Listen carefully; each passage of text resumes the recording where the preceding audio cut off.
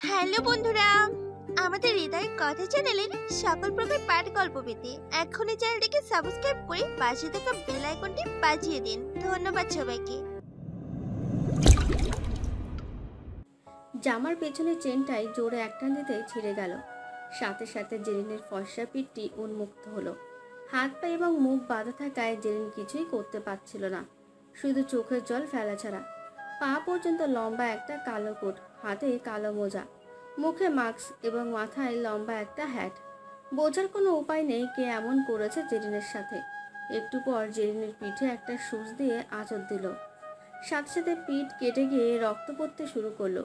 জেরিন সহ্য করতে পারছে না, আবার কিছু বলতেও পারছে না। এরপর ব্যক্তিটি একটা ট্যাটু করার মেশিনের সাহায্যে জেরিনের সমস্ত পিঠে এমনভাবে কিছু লিখেছে যাতে জেরিন অজ্ঞান হওয়ার মতো অবস্থা। লেখা হয়ে গেলে ব্যক্তিটি হাতের ইশারায় জেরিনের মুখের বাঁধন খুলে দিতে বলে। মুখের বাঁধন খোলার সাথে সাথে জেরিন চিৎকার দিয়ে ওঠে এবং খুবই হিংস্রতার সাথে বলে, তোরা একটাও বাঁচবি না। আমার সাথে এমন করার ফল খুব খারাপ হবে তোদের। আমার বাপি তোদের একটাকেও ছাড়বে না বলে দিলাম। আমি আমার বাপিকে সব বলবো।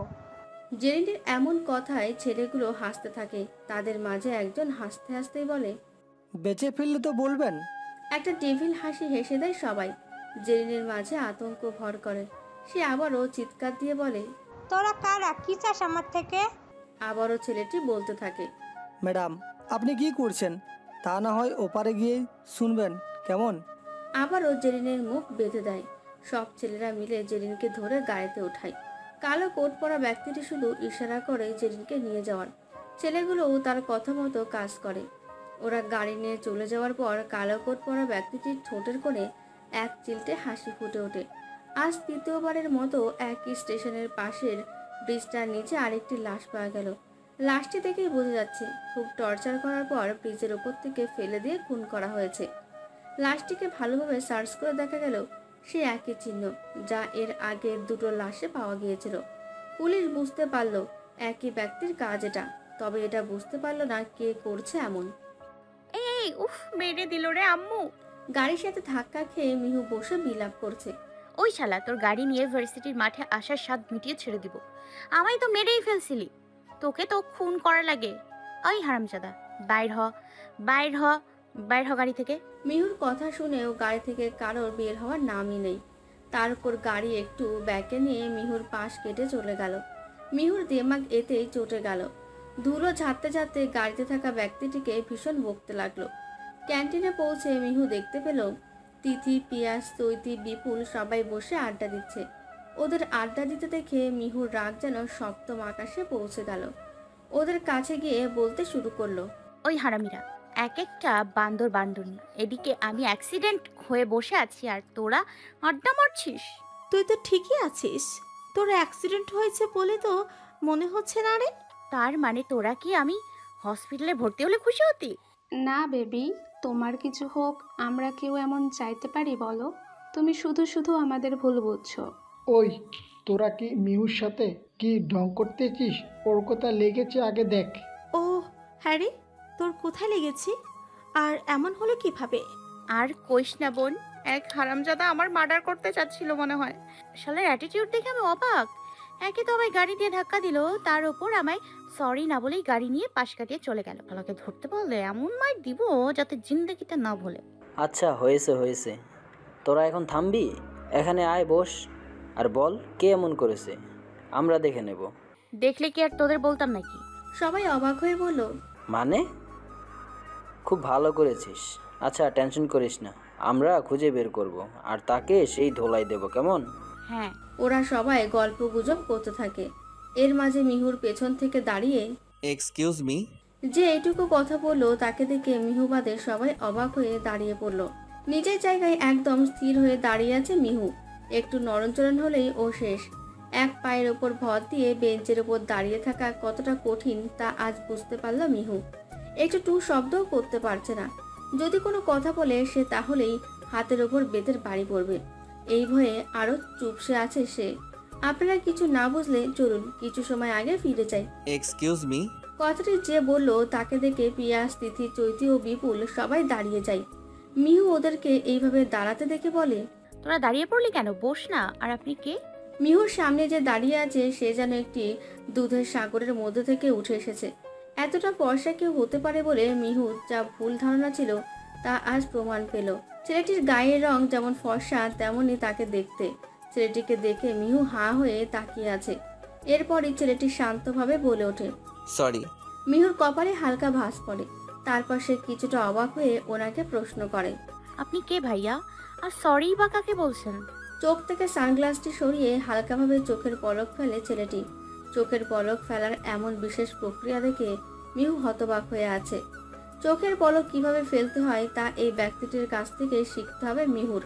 তবে এখন এসব ভাবনা চিন্তা বাদ দিয়ে ঠোঁটের কোণে হালকা হাসি গুঁজে নিয়ে সামনে থাকা ব্যক্তিটির উদ্দেশ্যে বলে ওঠে, আপনি কি কিছু করেছেন যে সরি বলছেন? এবার ছেলেটি চোখ উল্টিয়ে মিহুর চোখের দিকে তাকায়। তখন গাড়িটা আমি চালাচ্ছিলাম, আমি বুঝতে পারিনি আপনি কোথা থেকে সামনে চলে এলেন। আপনাকে এজন্যই সরি বলতে আসা। মিহু এতক্ষণ মনে মনে চিন্তা করছিল ছেলেটি কি সুন্দর কি ভালো, কিন্তু যখন শুনলো ওকে গাড়ি চাপা দিয়েছিল উনি, তখন মনে মনে করা সব চিন্তা বাদ দিয়ে বলে উঠল, ও তাই নাকি?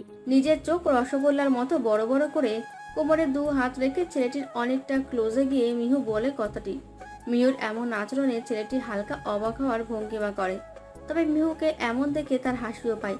হাসিটা মনে মনে কন্ট্রোল করে মিহুকে বলে, আমি তখন বুঝতে পারিনি। বুঝতে পারেননি? তাহলে বুঝতে পারলে তো গাড়িটা আমার উপর চালিয়েই দিতেন। ঠোঁট বাঁকিয়ে কথাটি বলে। ওদিকে পিয়াস, তিথি, চৈতি, বিপুল সবাই হাঁ করে তাকিয়ে আছে। ওদিকে পিয়াস, তিথি, চৈতি, বিপুল সবাই হাঁ করে দাঁড়িয়ে আছে। কিছু বলতেও পারছে না, কারণ মিহুর যখন রাগ হয় তখন ওকে কেউ থামাতে পারে না। মিহু মাথা চুলকে কি যেন চিন্তা করলো।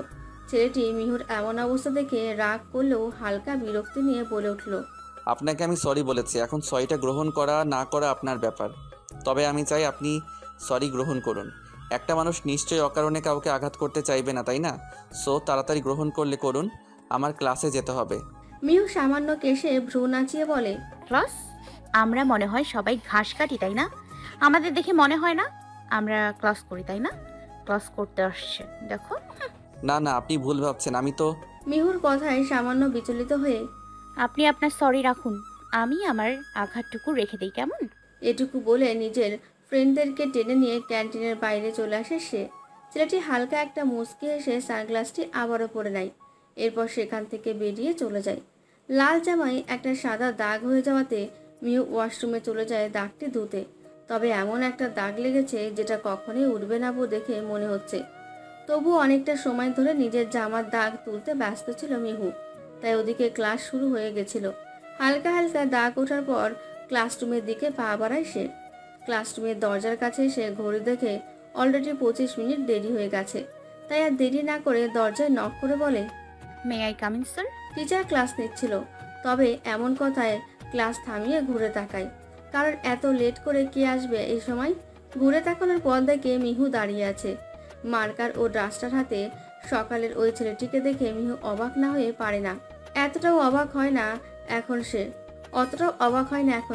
কারণ এই টিচারের সাথে খারাপ বিহেভ করা হয়েছে। আর এখন সে মিহুকে কি শাস্তি দিতে পারে তা নিয়ে ভাবছে। Please coming. টিচার বলে ওঠে। মিহু এটা শুনে খুব খুশি হয়। তাই দেরি না করে রুমে ঢুকে নিজের ফ্রেন্ডের কাছে একটা সিটে বসতে নেয়। অমনি স্যার বলে, ওয়েট, আপনি সিটে বসবেন না? একটা ডেভিল হাসি দিয়ে, মানে তাহলে কোথায় বসবো স্যার? এই বেঞ্চের উপর এক পা উঠুন এবং এক পা উঁচু করে কান ধরে দাঁড়িয়ে থাকুন। স্যারের এমন কথায় মিহুর মুখটা কাঁদো কাঁদো হয়ে যায়। মনে মনে স্যারকে হাজারটা গালি দিয়ে বেঞ্চে উঠে দাঁড়ায় সে। এখন ওদের সেই স্যার ক্লাস নিতে শুরু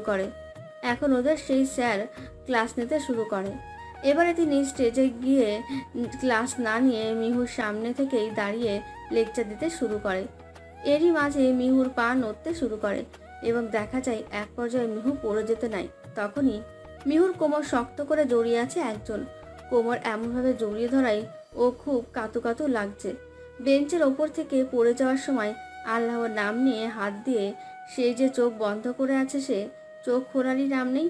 ওদিকে বারবার ইচ্ছে করে কেউ মিহুর কোমরে চিমটি কাটছে, কেউ ওর সারা শরীর আষ্টে পৃষ্ঠে জড়িয়ে ধরতে চাইছে।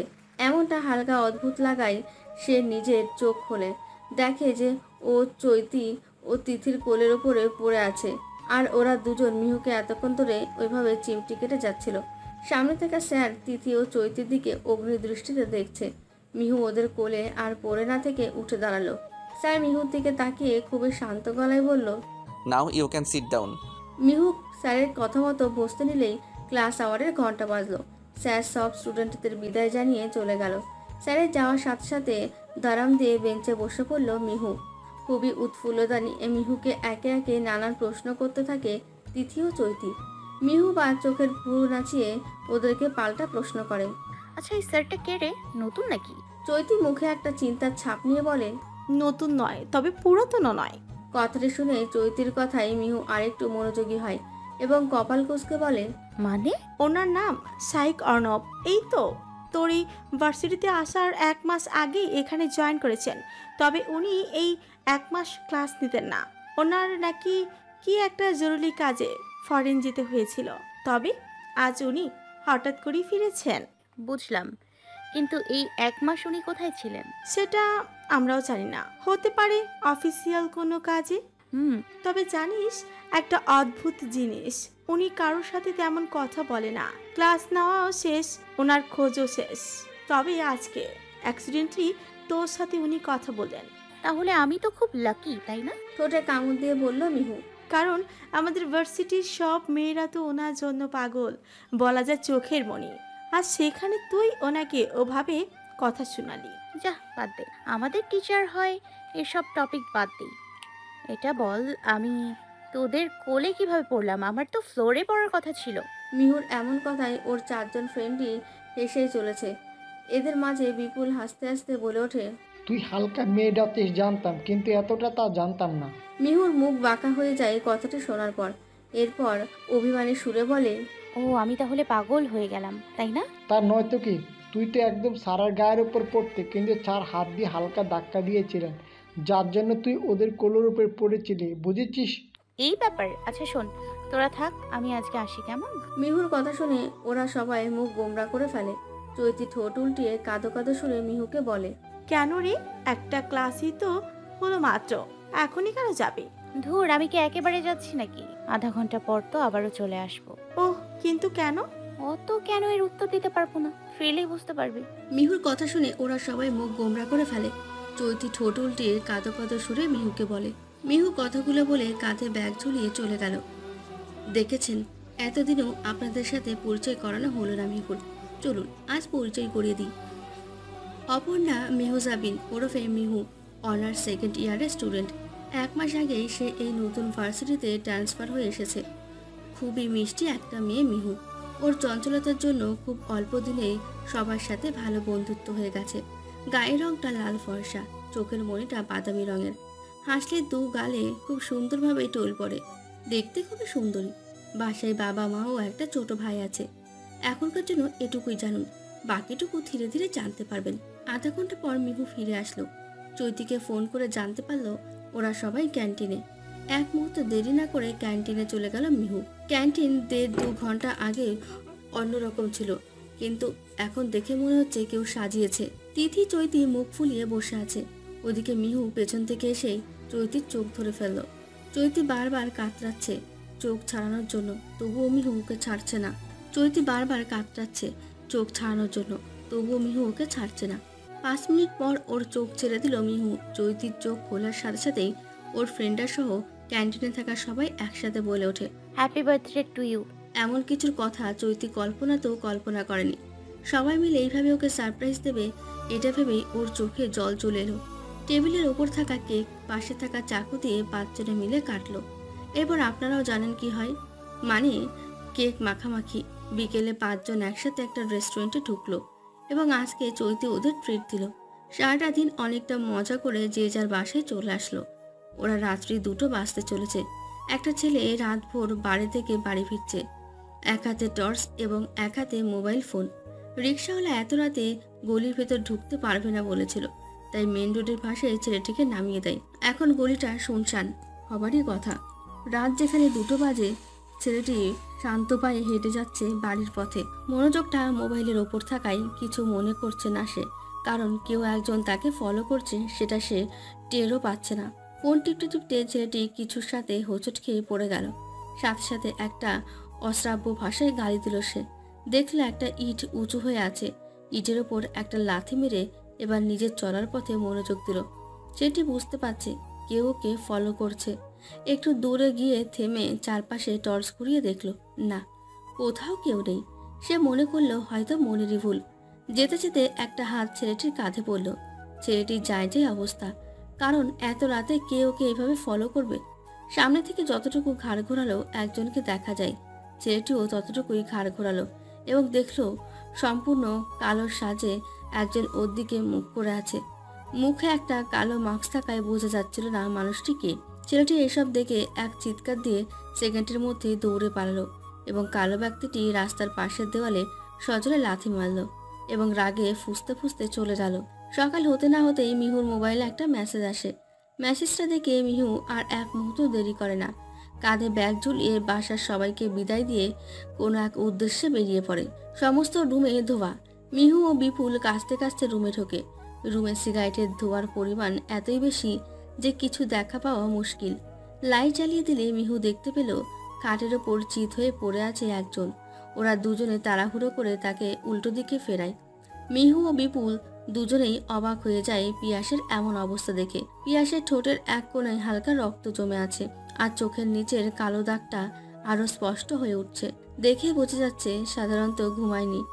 একা বাসায় থাকায় কেয়ার করার মতো কেউ নেই, শুধু একটা বউ আছে যে রান্না করে দিয়ে যায়। মিহু ও বিপুল মিলে পিয়াসকে ধরে গাড়িতে করে হসপিটালে নিয়ে গেল। হাসপাতালে বেডে শুয়ে আছে পিয়াস, পাশে দাঁড়িয়ে আছে মিহু ও বাকি সবাই। যখন পিয়াসের হালকা জ্ঞান ফিরল তখন চোখ বন্ধ অবস্থায় বিড়বিড় করে বলছিল, খবরদার না, আমাকে কিচ্ছু করো না প্লিজ। পিয়াসের এমন কথা শুনে মিহু ওর মাথায় হাত বুলিয়ে দিতে দিতে শান্ত সুরে বলল, পিয়াস, তুই কি ঠিক আছিস? কে তোকে কি করবে পিয়াস? পিয়াসের কানে মিহুর কথাগুলো পৌঁছতেই ধর্মর করে উঠে বসলো সে। ওর এমন হঠাৎ উঠে বসায় বাকিরা হালকা অবাক হলো। ওরা সবাই একটাই প্রশ্ন জিজ্ঞেস করতে থাকলো। এমন প্রশ্নে পিয়াস অনেকটা ঘাবড়ে গেল। বেডের পাশে থাকা স্যালাইনটি ছুড়ে দিল ফ্লোরে। বিপুল উঠে যতই শান্ত করার চেষ্টা করছে ও ততই রেগে যাচ্ছে। এক পর্যায়ে ডাক্তার এসে পিয়াসকে একটা ঘুমের ইঞ্জেকশন দিয়ে দিল। কিছুক্ষণের মধ্যেই পিয়াস ঘুমিয়ে পড়ল। পিয়াসের এমন কাণ্ডে মিহু ও বাকিরা অনেকটা ভয় পেয়ে গেছিল। চৈতি কান্না করছে, কারণ পিয়াস ও চৈতির মাঝে বন্ধুত্বের চেয়েও বেশি কিছু আছে। মিহু চৈতিকে সান্ত্বনা দিচ্ছে। বিকালের দিকে ওরা পিয়াসকে বাসায় নিয়ে যায়। পিয়াস খুব একটা কথা বলে না ওদের সাথে। এই ব্যাপার নিয়ে ওরা সবাই টেনশনে আছে, কারণ এই একদিনের মাথায় এমন কি হলো যে পিয়াসের অবস্থা এমন পর্যায়ে পৌঁছে গেল। পিয়াস বরাবরই পলিটিক্স নিয়ে থাকতে পছন্দ করে। ভার্সিটিতে পলিটিক্সে ওর বেশ নাম ডাক আছে। নিজের ফ্রেন্ডসদের ও সবসময় ঝামেলা থেকে বের করতো, আবার নিজেও ঝামেলায় পৌঁছায়। সন্ধ্যার দিকে মিহু, চৈতি, তিথি ও বিপুল পিয়াসের কাছ থেকে বিদায় নিয়ে চলে আসে। রাত 8টা। একটা সুবিশাল বাংলো বাড়ির সামনে বিশাল ডাইনিং টেবিলে বিভিন্ন রকম খাবার সাজানো রয়েছে।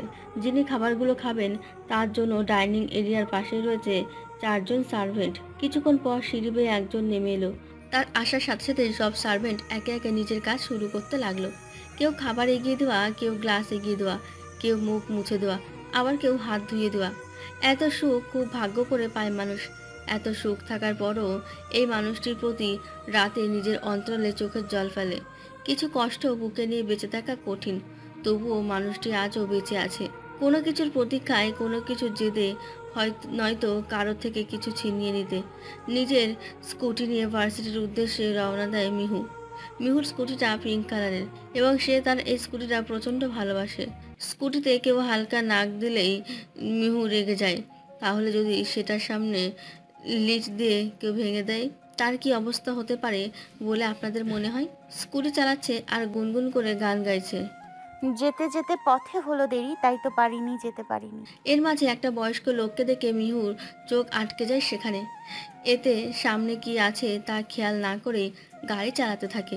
ওদিকে একজন নিজের গাড়ির সাথে ধাক্কা দিয়ে মিহুকে ধাক্কাটা আসতে লাগায়। নিজের সামনে নেয় মিহু, তবে ওর ফেভারিট স্কুটির সামনে লাইটের কাঁচ ফেটে গুঁড়ো গুঁড়ো হয়ে যায়। তা দেখে মিহু নিজের স্কুটি থেকে নেমে কান্না শুরু করে দেয়। এরপর নিজের ব্যাগ থেকে পানি ভর্তি বোতলটা বের করে দাঁড়িয়ে দেয় এবং গিয়ে দেয় গাড়ির সামনের কাচের উপর এক বাড়ি, যার ফলে গাড়ির সামনের কাচটা না ভাঙলেও অনেকটা ফেটে যায়। গাড়িতে থাকা লোকটি মিহুর এমন ব্যবহারে রেগে বেরিয়ে আসে। মিহু একটা কালো থ্রি পিস পরেছে, চুলগুলো বিনুনি করা, কাঁধে ব্যাগ ঝুলানো। মিহুকে দেখতে যতটা সাদাসিধে মনে হবে ও ততটাই চালাক। যাই হোক, এখন আসল কথায় আসি। লোকটি গাড়ি থেকে বেরিয়ে বলল, এই মেয়ে, তুমি আমার গাড়ির কাজ ভাঙলে কেন? আপনি আমার স্কুটির সামনে লাইট কেন ভাঙলেন, আগে সেটা বলুন। হাউ চিপ, তোমার গাড়ির লিড আমি ভাঙবো কেন? ওটা তো আমার গাড়ি থেকে লেগে ভেঙেছে, আমি তো ভাঙিনি।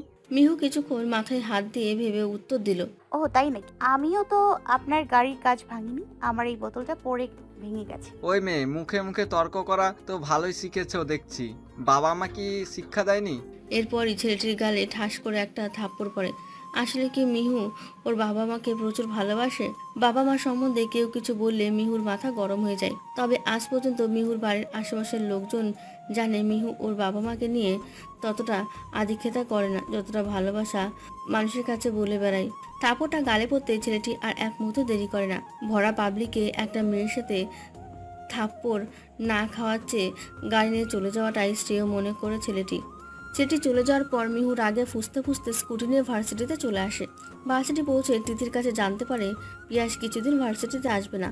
মিহু ওই বিষয়ে আর কিছু একটা জোর করেনি, কারণ সে জানে পিয়াসের শরীর ঠিক হলে এমনি আসবে। কিছুক্ষণ পর একজন পিয়ন এসে মিহুকে জানায় অর্ণব তাকে ডেকে পাঠিয়েছে। মিহু জানায় তিথি সাথে আসলে হবে নাকি। পিয়ন বলে মিহুকে একাই দেখেছেন। তিথিও কিছুটা অবাক হয় যে স্যার কারোর সাথে কথাই বলে না ঠিক মতো, আর সে মিহুকে একা ডেকে পাঠিয়েছে। অদ্ভুত। তিথিকে ক্যান্টিনে বসিয়ে পিয়নের সাথে চলে যায় অর্ণবের রুমে। সেখানে মিহুকে পৌঁছে দিয়ে পিয়ন চলে যায়। মিহু সরু দৃষ্টির সামনে বসে থাকা অর্ণবের ওপর। অর্ণব ও মিহুর দিকে তীক্ষ্ণ দৃষ্টিতে তাকিয়ে আছে। আস্তে আস্তে অর্ণব চেয়ার থেকে উঠে দাঁড়ায়। পেন স্ট্যান্ড থেকে একটা পেন্সিল তুলে নিয়ে মিহুর দিকে এগোতে থাকে তিনি। মিহুর কপাল কুঁচকে যায়। মিহুকে এভাবে দেখে অর্ণবের ঠোঁটে করে হালকা হাসি ভেসে ওঠে। মিহু পেছাতে পেছাতে দেওয়ালের সাথে ঠেকে যায় এবং অর্ণব এতক্ষণে মিহুর আরও কাছে চলে আসে। হাতে থাকা পেন্সিলের মাথা দিয়ে মিহুর গালে স্লাইড করে অর্ণব। এতে মিহু খানিকটা ভয় পেয়ে যায়। একটু ভারী কণ্ঠে বলে, কি করছেন এসব স্যার? মিহুর এই অবস্থা দেখে অর্ণব হো হো করে হেসে দেয়। অর্ণবকে দেখে মিহুর মনে হচ্ছে সে কোনো জোকস বলছে, তাই কপাল কুঁচকে আবারও জিজ্ঞেস করে, আপনি হাসছেন কেন স্যার? আমি কি এমন বললাম, আর আমাকে এভাবেই বা ডাকার কারণ কি? অর্ণব নিজের হাসি থামানোর চেষ্টা করে শার্টের হাতা কোণই পর্যন্ত গোছাতে গোছাতে বলে, তোমার নাম তো মেহেজাবিন, তাই না? সন্দেহের দৃষ্টিতে অর্ণবের দিকে তাকিয়ে বলে, হ্যাঁ, কিন্তু কেন স্যার? এবারের বসন্ত উৎসবে প্রিন্সিপাল সব অ্যারেঞ্জমেন্ট করার দায়িত্ব আমার উপর দিয়েছেন। সাজানো সম্বন্ধে আমার তেমন কোনো ধারণা নেই, আর আমি খোঁজ নিয়ে জানতে পারলাম আর্ট, কোনো কিছু সাজানো, এসব কিছু সম্পর্কে তুমি অনেকটা ভালো জানো। তাই এখন এসব সাজানো গোছানো সব কিছুর ব্যাপারে তুমি আমায় হেল্প করবা। কিন্তু স্যার, এসব করার জন্য তো সিনিয়ররাও রয়েছে, তাহলে আমি কেন? প্রিন্সিপাল স্যার বলে দিয়েছেন হেল্প নিলে অনলি জুনিয়রদের হেল্পই নিতে হবে। স্যার, এসব করতে তো সারাদিন ইউনিভার্সিটিতে থাকতে হবে, তাহলে? সো হোয়াট, তুমি কি বাড়িতে নিজের হাজবেন্ড আর বাচ্চা কাচ্চা রেখে আসছো? এমন কথা শুনে মিহুর ভ্রু কুঁচকে যায় এবং বিড়বিড় করে বলে, এ নাকি কথা বলতে জানে না, ঝামেলায় ফেলে দিয়ে চ্যাটাং চ্যাটাং কথা বলছে। কথাগুলো অর্ণবের কান অবধি পৌঁছানো না। কিছু বললে? না স্যার, কি বলবো, বৈধ রাস্তা। কবে থেকে এসব কিছু প্রস্তুতি নিতে হবে? সেটা পরে বলবো, এখন তুমি যেতে পারো। মিহু মনে মনে ভাবছে নিজে সেদে সেদে ডেকে নিয়ে এখন কেমন দূর দূর করে তাড়িয়ে দিচ্ছে। কি হলো, দাঁড়িয়ে আসো যে, যাও। মনে মনে হাজারটা গালাগাল দিতে গিয়ে মিহু বেরিয়ে চলে আসে। তিথির সাথে বিকেলে হালকা শপিং করতে বেরিয়েছে মিহু। আসলে বসন্ত উৎসবের জন্য শপিং করতে বের হওয়া। তিথি নিজের জন্য কুর্তি ও টপস চয়েস করেছিল। ও পাশে মিহু ওকে ভালো মন্দের জাজমেন্ট দিচ্ছিল। কিছু একটা কারণে মিহু পাশে তাকাতেই খেয়াল করে একটা মেয়ে ওর দিকে একভাবে তাকিয়ে আছে। মিহু কিছু না ভেবেই চোখ সরিয়ে নেয়। অন্যদিকে মেয়েটি এতদিন পর চিরচেনা ওই মুখটি দেখে থ মেরে যায়। মেয়েটির মুখ থেকে একটা অস্পষ্ট শব্দ বেরিয়ে আসে, অর্নি। মিহু ও তিথির কাজ হয়ে গেলে ওখান থেকে অন্যদিকে হাঁটা দেয়। অচেনা মেয়েটি মিহু যাওয়ার পথের দিকে ছুটতে থাকে। মিহু নিজেও টের পায় ওকে কখন থেকে মেয়েটি ফলো করছে, তবুও কিছু বলে না। এভাবে থাকার পর একটা সময় গিয়ে মেয়েটি মিহুর সামনে এসে দাঁড়ায়। মিহুর চোখের দিকে তাকায় মেয়েটাও। এরপর ভ্রুকুচকে মিহুকে হালকা ছুঁয়ে দিয়ে হাসি মুখে বলে, অর্নি, তুই এখানে? তিথি ও মিহু মেয়েটির কথা শুনে একে অপরের দিকে তাকায়। এরপর একটু হাসার চেষ্টা করে তিথি বলে ওঠে, এক্সকিউজ মি, অর্নিকে? তিথির কথায় মেয়েটি প্রচুর অবাক হয়, কারণ মিহুর চেহারাটা এমন একটি চেহারা যা ভোলার মতো নয়। মেয়েটি আবারও মিহুকে প্রশ্ন করে, অন্নি, আমায় চিনতে পারছিস না? ভুলে গেছিস আমায়? আর তুই এখানে কিভাবে আসলি? এতদিনই বা কোথাও উধাও হয়ে গেছিলি তুই? মিহু এবার মুখ খোলে, ওয়েট ওয়েট, আমাকে কথা বলার সুযোগ দিন। আপনি কে? আমরা কি একে অপরকে চিনি? আর এই অর্নিটাই বা কে? তোর কি কিছুই মনে নেই? আপনাকে চিনলে তো মনে থাকবে। আপনি কে? আমি এটুকু বলে থামে মেয়েটি। মনে মনে ভাবে সে, যদি এটা অর্নি না হয় তাহলে কে? না, এ যদি অর্নি না হয় তাহলে আর কিছু বলা যাবে না, কিন্তু এর উপর নজর রাখতে হবে। আসলে আই এম সরি, হয়তো আমি আপনাকে আমার খুব চেনা কারোর সাথে গুলিয়ে ফেলেছি। I am really very sorry. No no no, it's okay. এমনটা হতেই পারে, এতে সরি বলার কিছু নেই। ওকে, তাহলে আমি আসি। বলে একটা হাসি দিয়ে সেই অচেনা মেয়েটি হেঁটে ওখান থেকে চলে আসে। মিহু মেয়েটি যাওয়ার দিকে কপাল কুঁচকে তীক্ষ্ণ দৃষ্টিতে একবারের জন্য ফিরে তাকায়। এরপর তিথির হাত ধরে চলে যায়। সন্ধ্যার দিকে বাসায় ফিরে মিহু ফ্রেশ হয়ে রুমের ব্যালকনিতে এসে দাঁড়ায়। সে একটা দীর্ঘশ্বাস ছেড়ে, সে প্রাকৃতিক হাওয়া ওর কাছে খুবই ভারী ভারী লাগছে। হাওয়া একটু হালকা হলে ভালো হতো। কিছু একটা গভীর চিন্তার ছাপ নিয়ে চোখে মুখে ঢেকে বসেছে। এসব ভাবছিল, ঠিক তখনই কেউ ওর দরজায় নক করে। ব্যালকনি থেকে বেরিয়ে রুমে গিয়ে দরজাটা খুলে দিল। দেখলো ওর মা হাতে খাবারের ট্রে নিয়ে দাঁড়িয়ে আছে। ওর মাকে সাপ বলে দিল ভালো লাগছে না, যখন ইচ্ছে হবে নিজেই খেয়ে নেবে। এরপর দরজাটা ওনার মুখের উপরে লাগিয়ে দিল। বিছানায় একটা পুরনো ডায়েরি নিয়ে বসে। এরপর কিছু একটা লিখে আবারও ডায়েরির জায়গায় রেখে দেয়। রুমের লাইট অফ করে দিয়ে শুয়ে পড়ে। মিহুর রুমের লাইট অফ করা দেখে ওর মা খাবারের ট্রে ফেরত নিয়ে যায় এবং নিজে গিয়ে খেয়ে নেয়। ঘড়ির কাঁটায় রাত 2টো ছুঁই ছুঁই। আজ আবারও সেই এক জায়গায় একটা মেয়েকে চেয়ারের বাঁধা অবস্থায় বসানো। তার পাশে একটি ছেলেরা আছে এবং মেয়েটির সামনে সেই কালো কোট পরা ব্যক্তিটি। তবে আজ আর মুখে মাস্ক নেই। চেয়ারে বসে থাকা মেয়েটি কালো কোট পরা মানুষটির চোখে ভয়ার্ত দৃষ্টিতে তাকিয়ে আছে। ওই মানুষটার চোখ দেখে মেয়েটির গলা শুকিয়ে আসছে। টেবিলের উপর থাকা ট্যাটু মেশিনটি হাতে নিয়ে মেয়েটির পিঠে সেই একই চিহ্ন আঁকতে লাগলো। এতে করে মেয়েটি চিৎকার করে পুরো রুমটা ভেরিয়ে তুলছিল। মেয়েটি ওই মানুষটিকে কান্নামাখা সুরে জিজ্ঞেস করলো, আমার সাথে কেন এমন করছিস? আমি তোর কি ক্ষতি করেছি? সে কোনো উত্তর দিল না, সে তো নিজের কাজে ব্যস্ত। মেয়েটি চিৎকার করে বলে উঠল, আমাকে প্লিজ মারিস না অন্নি, প্লিজ, তোর কাছে হাত জোর করে অনুরোধ করছি, আমায় মারিস না। পাশ থেকে একটা ছেলে ডেভিল হাসি দিয়ে বলে উঠল, আপনাকে ছেড়েও তো দেওয়া যায় না, তাই না? মেয়েটি কাতরাচ্ছে, তবুও সেই কান্না ভরা আওয়াজ অন্নির কান পর্যন্ত পৌঁছালো না। এই অন্নিটাকে সেটা না হয় পরে জানবেন কেমন। একটা ঘুমের ইঞ্জেকশন মেয়েটির শরীরে পুশ করে দেওয়া হয় যাতে মেয়েটি ঘুমিয়ে পড়ে। এরপর মাথার পেছনের অংশে একটা ভারী বস্তু দিয়ে আঘাত করা হয়। এমনভাবে আঘাত করা হয় যেটা করলে মেয়েটি মারা যাবে না, তবে সব কিছু ভুলে যাবে। এরপর অন্নি নামে সেই কালো কোট পরা মানুষটি হাতে থাকা ছেলেদের বলে মেয়েটিকে হসপিটালে নিয়ে আসতে। ছেলেগুলো অন্নির কথা মতো মেয়েটিকে তাড়াতাড়ি নিয়ে যায়। সবাই চলে গেলে শরীরে পুড়িয়ে রাখা লম্বা কোটখানা খুলে পাশে তাকানো চেয়ার উপর ছুঁড়ে মারে। মাথার কালো টুপিটা খুলে লম্বা সিল্কি চুলগুলো পিঠ অব্দি ছড়িয়ে দেয় এবং চোখের কোণায় জমে থাকা এক ফোঁটা জল বা হাতের অনামিকা দিয়ে মুছে নেয়। চেহারায় একটা প্রশান্তি ও কষ্টে উভয় ছাপ নিয়ে ওখান থেকে বেরিয়ে আসে সে। সকালে উঠে মোবাইলের রিংটংয়ের আওয়াজে মিহুর মেজাজ চরম উঠে যায়। রেগে গিয়ে মোবাইলটা এক আছাড় মারে। দেওয়ালের সাথে লেগে একদম ভেঙে যায় ফোনটা। এরপর বালিশে আবারও মুখ গুজে দেয় মিহু। কিছুক্ষণ পর দরজায় প্রচণ্ড কড়ার নাড়ার আওয়াজ পায় সে। এক লাফে বিছানায় উঠে বসে রাগের সমস্ত বালিশ মেঝেতে ফেলে দেয়। এরপর একটা ছোট্ট বালিশ হাতে নিয়ে দরজার কাছে যায় সে। দরজাটা খুলতেই ওপাশ থাকা ব্যক্তিটি মুখের ওপর বালিশটি ছুঁড়ে মারে মিহু। মুখের বালিশটি সরিয়ে তিথি অগ্নিদৃষ্টি নিক্ষেপ করলো মিহুর দিকে। বালিশটি দিয়ে মিহুর গায়ে আচ্ছা মতো মারা শুরু করলো সে। যদিও মারগুলো লাগছে না, তাও তিথি এমন করছে কারণ বালিশটি সোজা ওর নাকে লাগায় অনেকটা ব্যথা পেয়েছে আর বারবার শুধু হাঁচি হচ্ছে। মিহু এবার তিথির হাত থেকে বালিশটা কেড়ে নিয়ে রাগী গলায় বলে, হ্যাঁ রে, সাত সকালে কি পেয়েছিস? হ্যাঁ, আমায় ঘুমোতে দিবি না নাকি? 7 সকাল তাই না? ঘড়িতে দেখ কয়টা বাজে। মিহু ঘড়ির দিকে তাকিয়ে দেখে 9টা বাজে। ক্লাস 11টাই আজকে, তাই খুব আরাম করে ঘুমাচ্ছিল সে। আর তিথি এসে ওর ঘুমের 12টা বাজিয়ে দিল। রাগে জলজল করতে থাকা চোখে তিথির দিকে তাকিয়ে বলে, তোর কি চোখ কানা হয়ে গেছে? বাজে সকাল 9টার, তুই এসছিস আমায় জাগাতে? ও তাই না? আচ্ছা তোর ফোন চেক কর তো। ফোন চেক করে কি হবে? হ্যাঁ, কি আবার হবে? অর্ণব স্যার কল দিয়েছিল, ধরিসনি কেন? কোমরে হাত রেখে বলল। মিহুর চোখ ছানা ভরা হয়ে গেল। হ্যাঁ এ নয় হ্যাঁ, তোর ফোন চেক কর। তিথির কথা শুনে মিহু তার ফোন চেক করতে যাবে, কিন্তু ফোন খুঁজে পায় না। ওদিকে তিথি দেখলো মেঝেতে মিহুর ফোন ভেঙে গুঁড়ো গুঁড়ো হয়ে আছে।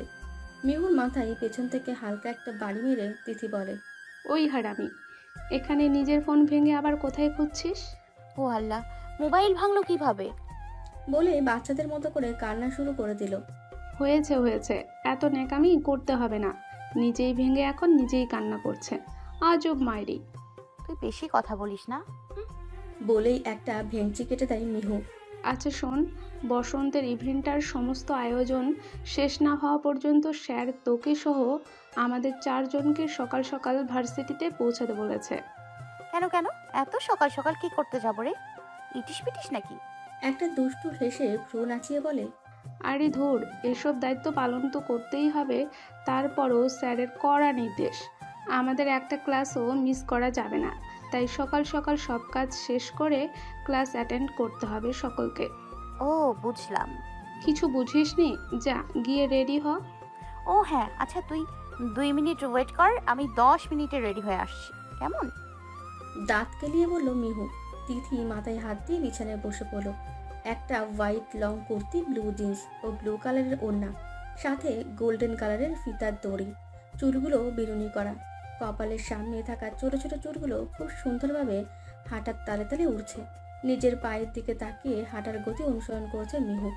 তিথি ওর হাত ধরে থাকায় ওপরে না তাকিয়েও হাঁটতে পারছে সে। সামনে স্যারকে দাঁড়িয়ে থাকা দেখে মিহুর হাতটা ছেড়ে দেয় তিথি। মিহুর তো সেদিকে খেয়াল নেই, সে তার পায়ের দিকে তাকিয়েই হেঁটে চলেছে। ওদিকে যে সামনে একজনের সাথে ধাক্কা খেতে চলেছে তা ওকে কে বলবে। বলতে বলতেই ধাক্কা খেলো সামনে থাকা ব্যক্তিটির সাথে। মিহু পড়ে যেতে নিলেই ধরে নেয় সে তিনি অন্য কেউ নন। আসলে সে যে অর্ণব এটা তো জানা কথা, তাই না? আচ্ছা যাকগে, এখন বলি। মিহুকে ধরে ফেলে অর্ণব। মিহু নিজের হাত দিয়ে জাপটে ধরে আছে অর্ণবকে। একটু পর নিজের থেকে আলাদা করে মিহু দুবাহু শক্ত করে চেপে ধরে। চোখ মুখ শক্ত করে মিহুর দিকে তাকিয়ে ধমকের সুরে অর্ণব বলে ওঠে, মাথা নিচু করে হাঁটার কি দরকার? চোখে কাপড় বেঁধে হাঁটলেই তো পারো। যত সব। তোমার হেল্প লাগবে জন্য আজকের মতো সহ্য করলাম, নইলে নাও গো ফ্রম হিয়ার। কথাগুলো এত জোরেই বলে যে মিহুর চোখ বেয়ে টুপটাপ বৃষ্টি শুরু হয়। অর্ণবের কাছ থেকে নিজেকে ছাড়িয়ে দৌড়ে চলে যায় গার্লস কমন রুমে। মিহুর চোখে জল দেখে অর্ণবের মনে কিছুটা খারাপ লাগলেও এই খারাপ লাগাটাকে মনের মাঝে ছাপ ফেলতে দেয় না সে। তাই ঘড়িটা একবার দেখে নিয়ে নিজের কাজের জন্য অন্যদিকে হাঁটা দেয় সে। জামার ডান হাতের কাঁধের অংশটুকু অনেকটা ছিঁড়ে গেছে, কাঁধের ওই জায়গাটুকু লালও হয়ে গেছে কিছুটা। এটাই খুঁটিয়ে খুঁটিয়ে দেখছে মিহু। পাশে বসে ওকে ওর বেষ্টুরা সান্ত্বনা দিচ্ছে। মিহু কাঁদতে কাঁদতে বলছে, এ কেমন টিচার রে? এভাবে আমায় কেউ কোনো দিন বকেনি, আর এই শালা স্যার আমায় এভাবে ধুয়ে দিল। হ্যাঁ। বিপুল বলে, তোরও কি কম দোষ আছে নাকি? ওভাবে নিচে তাকে কেউ হাঁটে? মিহু কিছুটা অপরাধী সুরে মুখ গোমড়া করে বলল, তাও ঠিক। আচ্ছা চল এখন স্যারের কাছে যাই। হ্যাঁ রে, ধমক খেয়ে মন ভরেনি? আবারও যেতে চাচ্ছিস স্যারের কাছে? তুই কি মনে করেছিস ছাত্রকে খুব ভালো ভাববে? তোরা গেলে আয়, আমি চললাম। বলেই উঠে যায় মিহু। বাকিরা কোনো উপায় না পেয়ে মিহুর পিছু পিছু চলে যায়। অডিটোরিয়ামের মাঝখানে কোমরে 2 হাত দিয়ে চারপাশে দেখছে মিহু। কোনো কিছু সাজানো গোছানোর আগে সব কিছু পরখ করে নেওয়াটা ওর অভ্যাস। ইমাজিনেশনের পাওয়ারটা নাকি অনেক বেশি, আর মিহু ওর কাজের আগে সবসময় এই ইমাজিনেশন অ্যাপ্লাই করে। এতে ওর কাজগুলো খুব গোছানো হয়। অডিটোরিয়ামের গ্যালারিতে বসে অর্ণব তীক্ষ্ণ দৃষ্টিতে মিহুর দিকে তাকিয়ে আছে। অর্ণবের মনে মনে এটাই ভাবছে, এই মেয়েটা কেন সব বিষয়ে এত বেশি বেশি করে। এতটা চঞ্চল কেউ হতে পারে তা মিহুকে দেখলে বোঝা যায়। একবার ঘড়ি দেখছে, একবার মিহুর দিকে তাকাচ্ছে। মিহু তার ওই একই ঢঙে দাঁড়িয়ে আছে। এভাবে দাঁড়িয়ে থাকতে থাকতে যখন প্রায় ক্লাস টাইম চলে এলো, তখন অর্ণবের রাগ সহ্যের সীমা ছাড়িয়ে গেল। এভাবে শুধু দাঁড়িয়ে থেকে মিহু কি পাচ্ছে সে জানে না, তবে মিহুকে এখন আচ্ছা মতো মার দিলে অর্ণবের গায়ের জ্বালা মৃত্যু। সে ভাবছে পাগল নাকি মেয়েটা। হঠাৎ অর্ণবের স্টেজে উঠে মিহুকে টান দিয়ে নিজের একদম কাছে টেনে নেয়। অর্ণবের যখন রাগ অনেকটা বেড়ে যায়, সে তখন কাঁপা কাঁপা সুরে কথা বলে। নিজের রাগকে অর্ণব কখনো কখনো কন্ট্রোল করতে পারে না এবং এরই মাঝে কোনো কোনো সময় ভুল করে বসে। মিহু অর্ণবের এতটা কাছাকাছি আসায় ভয় পেয়ে যায়। নিজের ভয়ের ছাপ মুখে প্রকাশ করে না সে। তোমার জন্য আজকে এতটা টাইম খরচ করে এখানে বসে আছি, আর তুমি কি না কাজ করা বাদ রেখে দাঁড়িয়ে দাঁড়িয়ে দেখছো? আসলে তোমার থেকে হেল্পের কথা বলাই উচিত হয়নি আমার। রাগে কটমট করতে করতে বলল, স্যার, আপনি আমায় ভুল বুঝছেন। আমি তো আর একটা কথাও নয়, এখন যা করার আমি করব। আমার কারো হেল্পের কোনো প্রয়োজন নেই। Got it? Now get lost. নিজের থেকে ধাক্কা দিয়ে সরিয়ে দিল মিহুকে। মিহু খানিকটা মন খারাপ করলেও কিছু একটা ভেবে একটা মুচকি হাসিতে বেরিয়ে গেল। অর্ণবের মনে হলো মিহুর এই মুচকি হাসির মাঝে এমন অনেক কথা আছে যা ও এই হাসিটাও দিয়ে বলে গেল।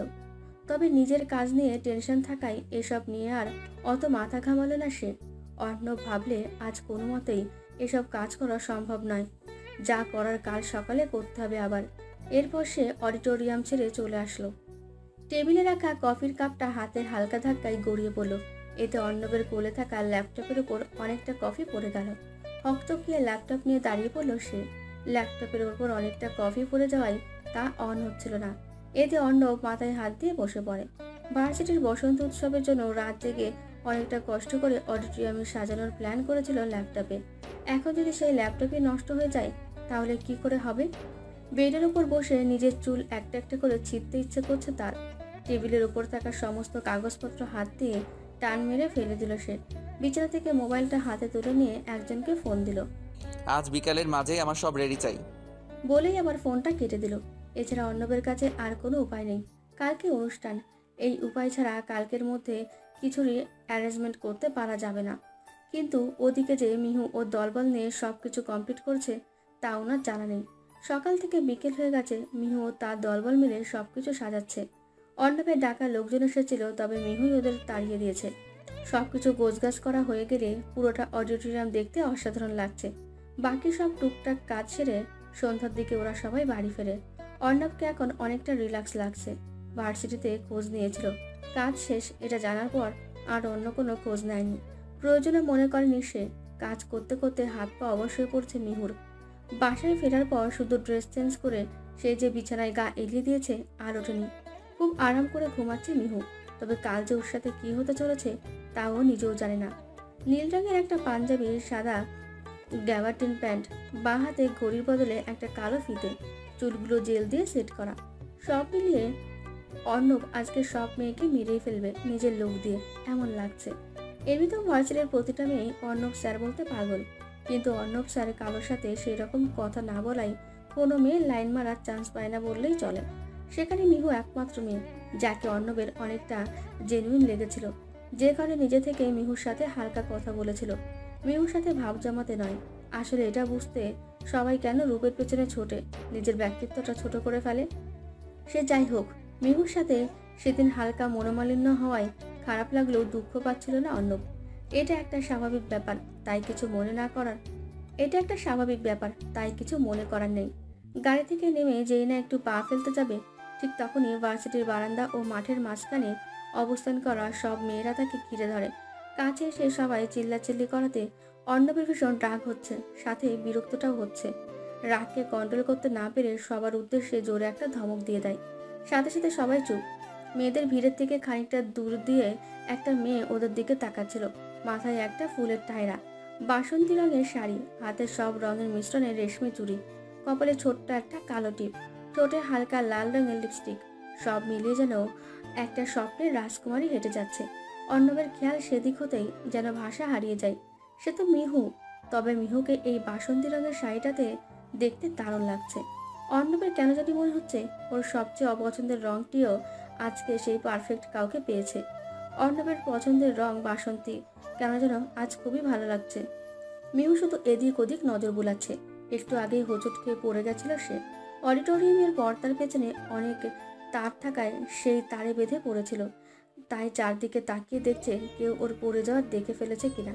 কাউকে না দেখে হাসি মুখে উঠে গেল সে। ওদিকে আড়ালে দাঁড়িয়ে যে একজন হাসছে সেটা মিহু টের পায়নি। অবশ্য মিহুকে হোঁচট খাওয়ানোর পেছনে তারই হাত। অর্ণবের কাছে মনে হয়েছিল মিহু ওকে অ্যাটিটিউড দেখায়, তাই মিহুর ওই রকম অ্যাটিটিউড ভাঙানোর জন্য একটা তার এমনভাবে ফ্লোরে বেঁধে রেখেছিল যাতে পা বাঁধলেই মিহু পড়ে যায়। মিহুর পড়ে যাওয়াতে অর্ণবের বেশ শান্তি লাগছে এখন। নিজেকে একটু সময়ের জন্য বীরপুরুষ মনে হচ্ছে। সে যাই হোক, অডিটোরিয়ামের সাজানো দেখে অর্ণব ভীষণ খুশি। নিজের বাঁ কাঁধে নিজেই দুটো বাড়ি দিয়ে বলছে, বাহান্ন বাহ, একদিনের মাঝে এত সুন্দর ডেকোরেশন। নিজেকে নোবেল দিলে ধন্য লাগতো। মিহুর এখন কপাল চাপানোর ইচ্ছে হচ্ছে। কখন থেকে তিথি ও চৈতিকে খুঁজে যাচ্ছে, কিন্তু কোথাও খুঁজে পাচ্ছে না। ওইদিকে বিপুল ও পিয়াস কোথাও যাওয়ার কথা বলে ওকে একা রেখে চলে গেল। এই কদিনে পিয়াস অনেকটাই আগের মতো হয়ে গেছে। ওদিকে অনুষ্ঠান শুরু হতে চলেছে। মিহু নিজেকে ভালোবাসা, অনুভূতি এসব থেকে দূরে রাখে। ভার্সিটিতে আসার পর কদিনের মাঝেই অনেকে ওকে প্রপোজাল পাঠিয়েছে, কিন্তু ও সবাইকে রিজেক্ট করেছে। এর মাঝে স্টেজে অর্ণব স্যারের আগমন ঘটল। অর্ণবের চোখ মিহুর চোখে পড়তেই মিহু চোখ সরিয়ে নেয়। মনে মনে অর্ণবকে হাজার গালাগাল দিতে থাকে। তখন অর্ণবকে সব মেয়েরা ঘিরে ধরায় মিহু ভাবে এই স্যারটাই হয়তো এমন রূপের ভাব দেখায়। নিজেকে কি প্রিন্স চার্মিং ভাবে নাকি? একটা হাবল ছাড়া কিছুই নাই স্যারটা। এমনভাবে মেয়েদেরকে অ্যাটিটিউড দেখায় যেন পৃথিবীতে উনি ছাড়া ছেলেদের অভাব পড়েছে। গ্যালারিতে বসে এসব ভাবতে ভাবতে একটা আওয়াজ ওকে যা বেশ বিস্মিত করে দেয়।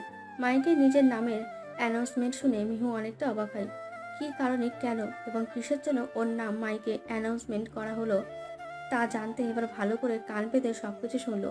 সেখানে তার সেই বদমাইশ অর্ণব স্যার এটাই বলছে, আজকের পুরোটা অনুষ্ঠানে শুরু থেকে শেষ পর্যন্ত সকল পারফরমেন্সের অ্যাঙ্করিং করবেন অপর্ণা মেহজাবিন ওরফে মিহু, প্রাণীবিদ্যা বিভাগ, অনার্স 2য় বর্ষ।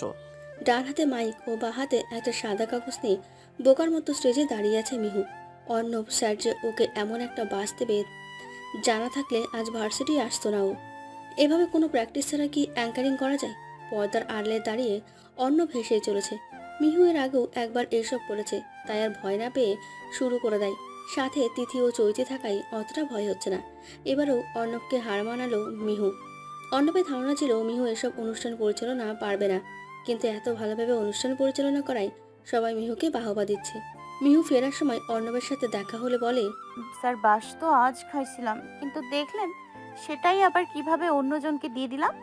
নিজের অনেকটা প্রাউড লুক দিয়ে বলল। অর্ণব মিহুর কথায় মুখে খানিকটা বিরক্তির ছাপ নিয়ে বলল, রাস্তা ছাড়ো তো, কোত্থেকে যে আসে, উফ। অর্ণব চলে গেল। মিহু একগাল হেসে দিয়ে নিজের বাড়ির পথে রওনা দিল। অর্ণব গাড়ির কাছ নামিয়ে মিহুর যাওয়ার পথে চেয়ে হালকা মুচকি হাসি দিল। এই মেয়েটাকে ভীষণ অন্যরকম লাগে তার, কিছুটা মনের মতন আর কিছুটা অদ্ভুত, সব মেয়েদের থেকে আলাদা। পরদিন সকালে ভার্সিটিতে একটা কাণ্ডে শোরগোল পড়ে গেল। ভার্সিটির সবাই চিৎকার চেঁচামেচি করছে, কেউ কেউ কান্নাও করছে। এর মাঝে মিহু গেট দিয়ে ভার্সিটিতে প্রবেশ করলো। ওর ফ্রেন্ডের কাউকেই খুঁজে পাচ্ছিল না সে। মাঠের এক কোণে অনেক মানুষের ভিড় ঠেলে গিয়ে দাঁড়ায় মিহু। গিয়ে দেখে তিথি, চৈতি ও বিপুল মাথায় হাত দিয়ে বসে আছে। চৈতি অনেক চুপচাপ হয়ে আছে, দেখে মনে হচ্ছে অনেক বড় একটা শক পেয়েছে সে। চৈতি ও তিথির পাশে গিয়ে বসে চিন্তিত সুরে ওদের জিজ্ঞেস করে মিহু, কি হয়েছে তোদের? এমন দেখাচ্ছে কেন? নিশ্চুপ। কিরে বল, কি হয়েছে? ওরা কেউ জবাব না দেওয়ায় ভিড়ের মাঝে একজনকে জিজ্ঞেস করে, কি হয়েছে রে? উক্ত ব্যক্তিটি কাঁদো কাঁদো সুরে বলে ওঠে, মিহু, কাল রাতে পিয়াসের লাশ ওই বড় ব্রিজের নিচে পাওয়া গেছে। কি? মিহু যেন আকাশ থেকে পড়লো কথাটি শুনে। কয়েক মুহূর্তের জন্য সমস্ত দুনিয়া উলটপালট হয়ে গেছে তার। ধপ করে সেখানেই বসে পড়ে মিহু। পিয়াসের মৃত্যুর খবরটা পুরো ভার্সিটিতে শোকের ছায়া নামিয়ে দিয়েছে বলা চলে। যেহেতু পিয়াস পলিটিক্স করত, তাই সেখানকার অনেক ছেলেপেলেরা পিয়াসের মৃত্যুর ব্যাপারে রহস্য উদ্ঘাটন করার পদক্ষেপ নেয়। পিয়াসের মৃত্যুটার রহস্য কেউই বের করতে পারছে না, কেননা এটাকে মার্ডার বলা চলে নাকি আত্মহত্যা কিছুই কেউ বুঝতে পারছে না। পিয়াসের শরীরের কোথাও আঘাত করার কোনো চিহ্ন পাওয়া যায়নি। যে কোনো মানুষ ব্রিজ থেকে পড়লে যতটুকু ক্ষতি হবে ঠিক ততটুকুই আঘাত লেগেছে বলে ডাক্তাররা বলেছে। মিহু ও বাকিরা সবাই খুবই ভেঙে পড়েছে। ওরা ভাবতেই পারেনি পিয়াস ওদের ছেড়ে এত তাড়াতাড়ি চলে যাবে। নিজেদের এতটা কাছের বন্ধুকে হারানোর ব্যথা অনেকটা ঘায়েল করে দিয়েছে ওদের। কিছুদিন হলো অর্ণব মিহুকে অনেকটা চুপচাপ দেখছে। আগে সে মিহুকে অনেকটা মিস করছে অর্ণব। সবসময় যে মিহুর মুখে হাসি দেখতো তার মুখটা এই কয়দিন বিষণ্ণতায় ঘেরা, যা দেখতে অর্ণবের কাছে একদমই ভালো লাগছে না। অর্ণব ভালো করেই জানেন পিয়াসের মৃত্যুটা মিহুর কাছে অপ্রীতিকর, তাই ওর এমন অবস্থা। ক্লাসের শেষে বের হয়ে যাওয়ার সময় মিহুকে বলে ক্লাস শেষে দেখা করতে। মিহু মাথা নাড়িয়ে হ্যাঁ সূচক উত্তর দেয়। ক্লাস শেষে মিহু অর্ণবের সাথে দেখা করতে যায়। অর্ণব মিহুকে দেখে নরম গলায় বলে, এখন তোমায় একটু আমার সাথে যেতে হবে। মিহুর কপালে ভাঁজের রেখা পড়ে, কনফিউজড ভাবে উত্তর দেয়, কোথায় যেতে হবে স্যার? আমার আজ সময় নেই। দেখো মিহু, আমার কথার উপর দিয়ে কথা বলো না। যখন বলেছি আমার সাথে যাবে তখন যাবেই। কিন্তু স্যার অর্ণব নিজের হাতের আঙুল দিয়ে মিহুর ঠোঁট চেপে ধরে বলে, আমি কিছু জানতে চেয়েছি। মিহুর মাথা নাড়ায়। অর্ণব ভ্রু নাচিয়ে বলে, তাহলে আমি যখন বলেছি তোমার যেতে হবে, বুঝলে? এবার মিহু অর্ণবের চোখের দিকে ভালো করে তাকায়। কি একটা মায়াবী চোখ, যেন ওই দু চোখ শুধু নেশাই ধরায়। মিহুর মুখের ওপর থেকে হাতটা সরিয়ে চেয়ারের ওপর থাকা কোট হাতে তুলে নিয়ে বেরিয়ে যায় অর্ণব। গাড়িতে ওঠার পর অর্ণব মিহুকে জিজ্ঞেস করে, আচ্ছা, তোমার কাছে প্রাকৃতিক সবচেয়ে কোন বিষয়টি প্রিয়? এই ধরো পাহাড়, সমুদ্র, নদী, গাছপালা, কোনটা? আজকে আমরা সেখানেই যাব। মিহুর এমনিতেই অনেকটা বিরক্তি লাগছে। এমনিতেও আজ কটা দিন মনটা ভালো নেই, তার উপর এই স্যারের ঘোরার শখ জেগেছে। আচ্ছা, এত মেয়েরা আছে, তাহলে আমার সাথে কেন যেতে হলো? আমি কি একমাত্র বলির পশু? কি হলো মিহু, বলো। মিহু খানিকটা অস্বস্তি নিয়েই বলে, স্যার আপনার যেখানে ভালো লাগে সেখানেই যেতে পারেন। মিহু, আমি চাই তোমার পছন্দের একটা জায়গায় যেতে। কিন্তু কেন? আমার তো ঘোরাঘুরির কোনো শখ এখন নেই স্যার। মিহু, তোমায় যেটা বলেছি শুধু সেটার অ্যান্সার দাও, বাকিটুকু আমি দেখে নেব। মিহুর মনটা খারাপ থাকলেও একটু খোলামেলা পরিবেশের আশা করত, তবে এসব চিন্তায় কোথাও যাওয়া হয়ে ওঠেনি। জানলার বাইরে একবার তাকিয়ে নরম গলায় উত্তর দেয় সে, সমুদ্র। মিহুর দিকে তাকিয়ে একটা মুচকি হাসি এসে গাড়ি স্টার্ট করে পাড়ি দেয় এক দূরের পথে। প্রায় 1.5 কি 2 ঘন্টার মাথায় গিয়ে একটা জায়গায় পৌঁছে ওরা। গাড়ি থেকে নামার পর মিহুর মুখে একটা প্রশান্তির হাসির ছাপ দেখা যায়, যেটা দেখার জন্য অর্ণব এক দুদিন ছটফট করেছে। পায়ের জুতো খুলে নরম ঘাসের উপর পায়ের ছাপ ফেলে মিহু, এতে ঘাসগুলো দেবে যায়। কয়েক পা হেঁটে গিয়ে নদীর তীরে গিয়ে পানিতে পা ডোবায় সে। এতটা হাওয়ায় নদীর স্রোত এমনভাবে বইছে, এতে করে কিছু সময় পর পর পানির ঢেউ এসে তীরে আছড়ে পড়ছে। পানিতে পা থাকা অবস্থায় পায়ে যখন পানির ঢেউ এসে লাগছিল, সেই সময় মিহু এমনভাবে হেসে উঠছিল যেন ওর কতদিনের আশা পূরণ হলো আজ। তীরের ওপারেই পকেটে 2 হাত দিয়ে অর্ণব দাঁড়িয়ে আছে, ঠোঁটের কোণে এক ফোঁটা হাসির রেখা, যা দেখতে অসাধারণ। সে তো নিজের হাসির দিকে খেয়াল না করে সামনে দাঁড়িয়ে নদীর ওই অবাক করে দেওয়া ঢেউগুলোর সাথে খেলা করা মেয়েটিকে দেখছে। মেয়েটির চোখে একটা অদ্ভুত ভাষা রয়েছে, যা যে কেউ পড়তে পারবে না। ওর চোখের ভাষা সেই পড়তে পারবে যে ওর মাঝে ডুব দিতে পারবে। অর্ণবের ভীষণ ইচ্ছে মিহুর চোখে সেই ভাষাগুলো পড়ার, ওর মাঝে ডুব দেওয়ার। তবে একা একা নয়, মিহুর সাথেই ডুব দেওয়ার ইচ্ছে ওর। পেছনে ফিরে দেখে অর্ণব ওর দিকে তাকিয়ে এমনভাবে হাসছে যেন মনে হবে মিহুর মাঝে একটা অসাময়িক সুখ বিরাজমান। নিজেকে এখন অনেকটা মুক্ত পাখির মতো লাগছে মিহুর। দৌড়ে গিয়ে কোনো কিছু না ভেবে অর্ণবের হাত ধরে ফেলে সে। এরপর টানতে টানতে পানির কাছে নিয়ে আসে। পায়ে জুতো থাকায় পানির মাঝে প্রায় অনেকটা বালু অর্ণবের জুতোয় ঢুকে পড়ে। এই ব্যাপারটাই খুবই আনকমফোর্টেবল লাগলেও মিহুর হাত ওর হাত ধরে থাকায় অন্যরকম ভালো লাগা কাজ করে। মিহুর এতক্ষণে হুঁশ ফেরে যে স্যারের হাত ধরে আছে সে, এতে ওর গাল দুটো লজ্জায় লাল হয়ে যায়। মিহুকে লজ্জা পেতে দেখে অর্ণব ফিসফিস করে বলে, গাল দুটোয় কি হাতটা ছুঁতে দেবে? কথাগুলো আবছা আবছা মিহুর কান অব্দি পৌঁছায়। সাথে সাথে অর্ণবের দিকে তাকিয়ে ভ্রু নাচিয়ে বলে, কি বললেন? আবার বলুন। কই কিছুই তো বলিনি। ও, আমার মনে হলো কিছু বললেন, ছোঁয়া টাইপ কিছু। আরে না, হয়তো ভুল শুনেছো। হতেও পারে। হ্যাঁ স্যার। হ্যাঁ বলো। আপনাকে অনেক ধন্যবাদ। কেন, তোমায় নিয়ে ঘুরতে এসেছি বলে? না, সে কারণে নয়। তাহলে? ঘুরতে তো ইচ্ছে করলে আসাই যেত, তবে কি, মন অনেক খারাপ ছিল। কেউ যে মন ভালো করার জন্য এভাবে একটা গিফট দেবে ভাবতে পারিনি। নিজের কাছে অনেকটা খারাপ লাগছে। আপনার সম্পর্কে অনেকটা ভুল ধারণা করতাম জানেন। নিজের ভালো মন্দের বিষয়টা আমি নিজেই ডিসাইড করি, তাই বেশিরভাগ সময়ই বিষণ্ণতায় কাটে আমার। আজকে এখানে এসে এই খোলা হাওয়া ও নদীর জলে কি ছিল আমি জানি না, তবে একটা জিনিস অবশ্যই ছিল, সেটা হলো প্রশান্তি।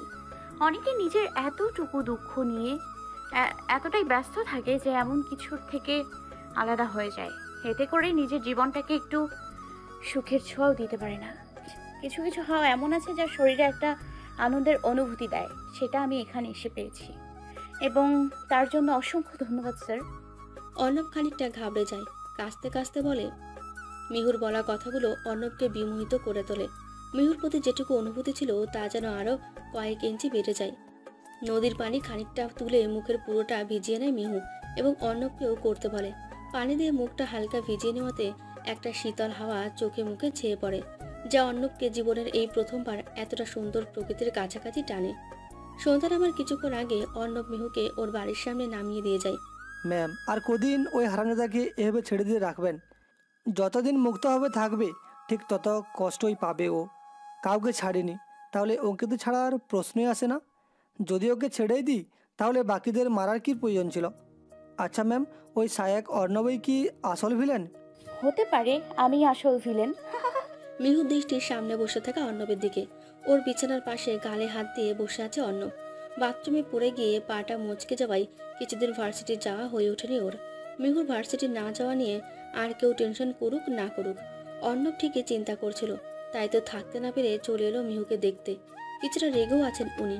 ওদের বাসায় এসে দু একটা বকাঝকা দিয়েছেন মিহুকে। বকা খাওয়ার সময় মিহুর মনে হচ্ছিল অর্ণবের অক্সিজেন এতদিন এখানে ছিল, যেন ওকে দেখে স্বস্তি পেল অর্ণব। এমনটা দেখে মিহু যতটা হাসি পাচ্ছিল ঠিক ততটাই সন্দেহ হচ্ছিল, কারণ এসব লক্ষণ তো ভালো নয়, নিশ্চয়ই কোনো ভেজাল আছে। অর্ণবকে চুপচাপ গালে হাত দিয়ে বসে থাকতে দেখে ও বলে, আচ্ছা স্যার, একটা প্রশ্ন করি। অর্ণব কিছু ভাবছিল, মিহুর কথায় ধ্যান ভাঙল, একটু ভরকে গিয়ে বলল, হ্যাঁ বলো। আচ্ছা, অন্য কোনো স্টুডেন্ট হলেও কি আপনি তাকে তার বাসায় গিয়ে দেখে আসতেন? মিহুর এমন প্রশ্নের জন্য মোটেও প্রস্তুত ছিল না অর্ণব।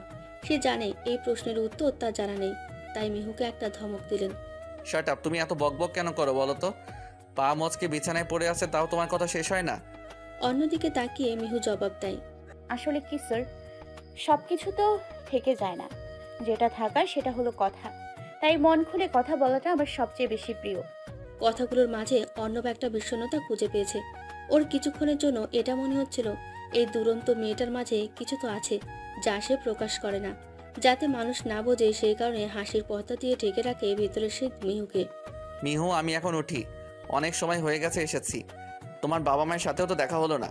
বাবা মা গ্রামের বাড়িতে গেছেন, দাদুর শরীরটা খুব খারাপ তো, তাই আমার ছোট ভাইকে রেখে গেছেন। আজ সন্ধ্যায় চলে আসবেন বোধহয়। ওকে, তাহলে আমি আসি। Bye and take care. লাফালাফি করো না একদম, কেমন? অর্ণব যাওয়ার সময় আবারও ফিরে তাকালো আর নরম সুরে বলল, মিহু। জি স্যার, বলুন। না কিছু না, এমনি। বলে একটা নজর কাড়া মুচকি হাসি দিল এবং চলে গেল।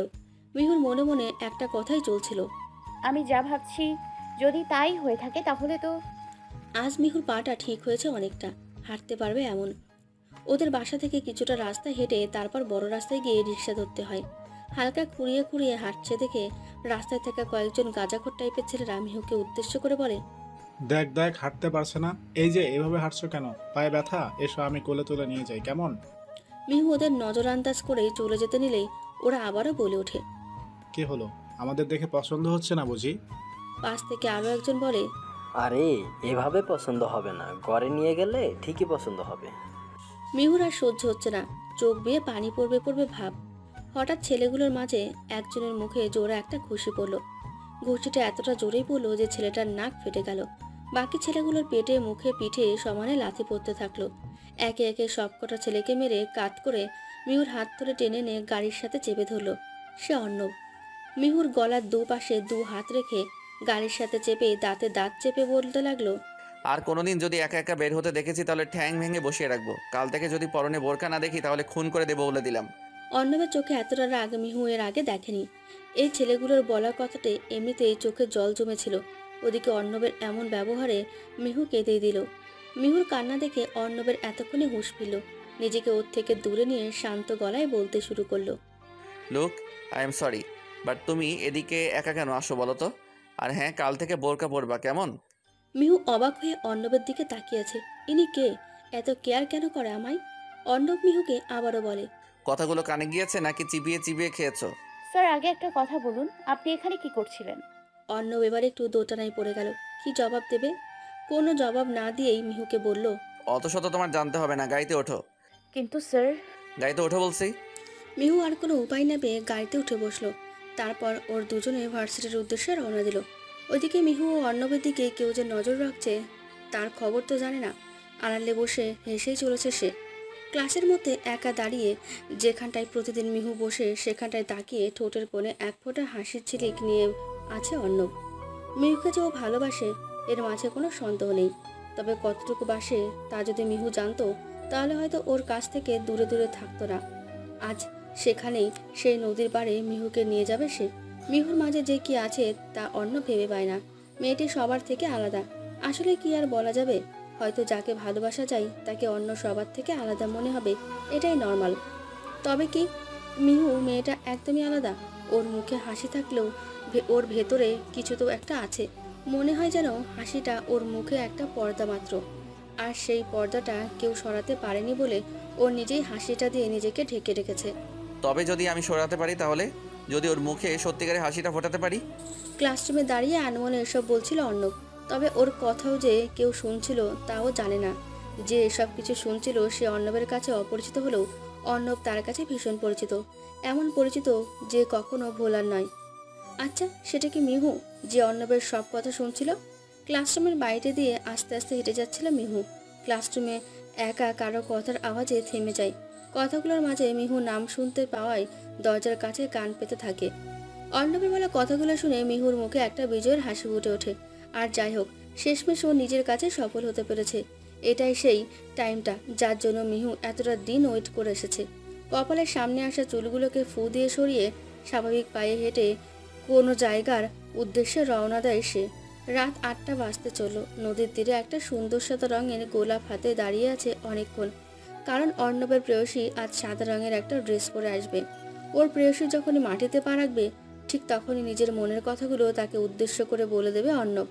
প্রথমবার, তবে কেমন একটা সুরসুরি কাজ করছে ওর, আর একটা নার্ভাস ফিলিং।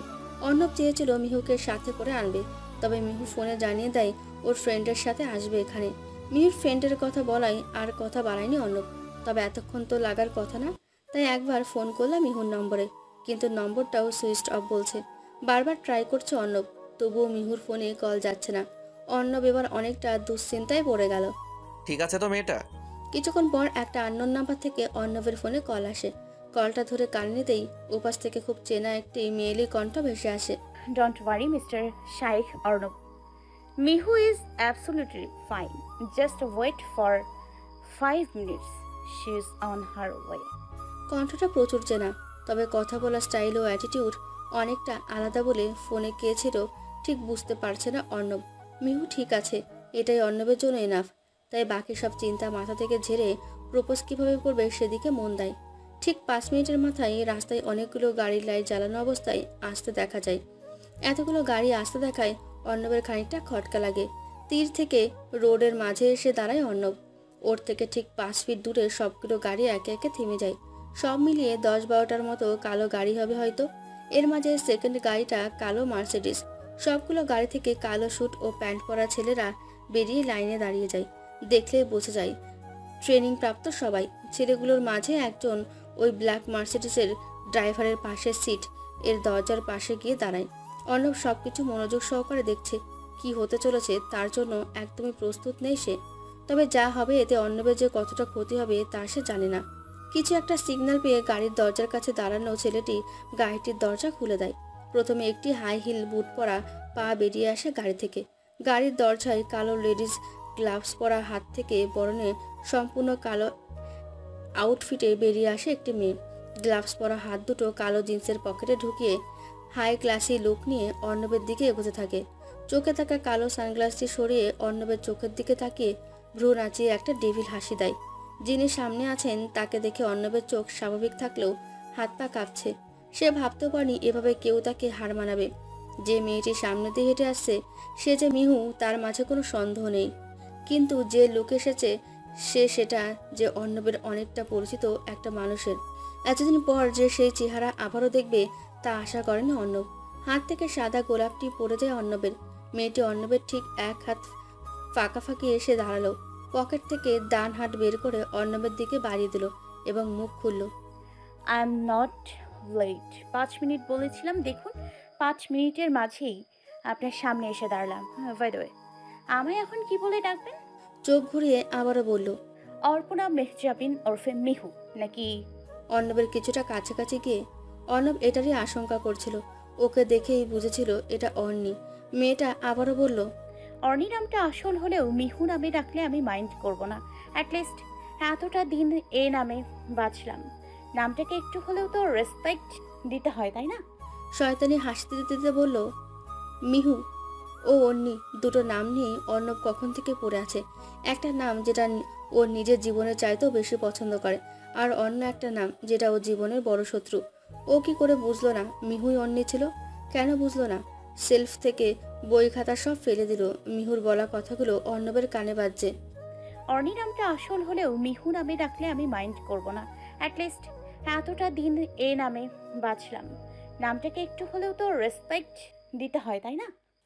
অর্ণব জানে না কি করবে, কারণ যাকে মন প্রাণ দিয়ে ভালোবাসলো সেই ওর জাতশত্রু বের হলো। এই মেয়েটাকে অনেকদিন আগে ও ভুলে গিয়েছিল।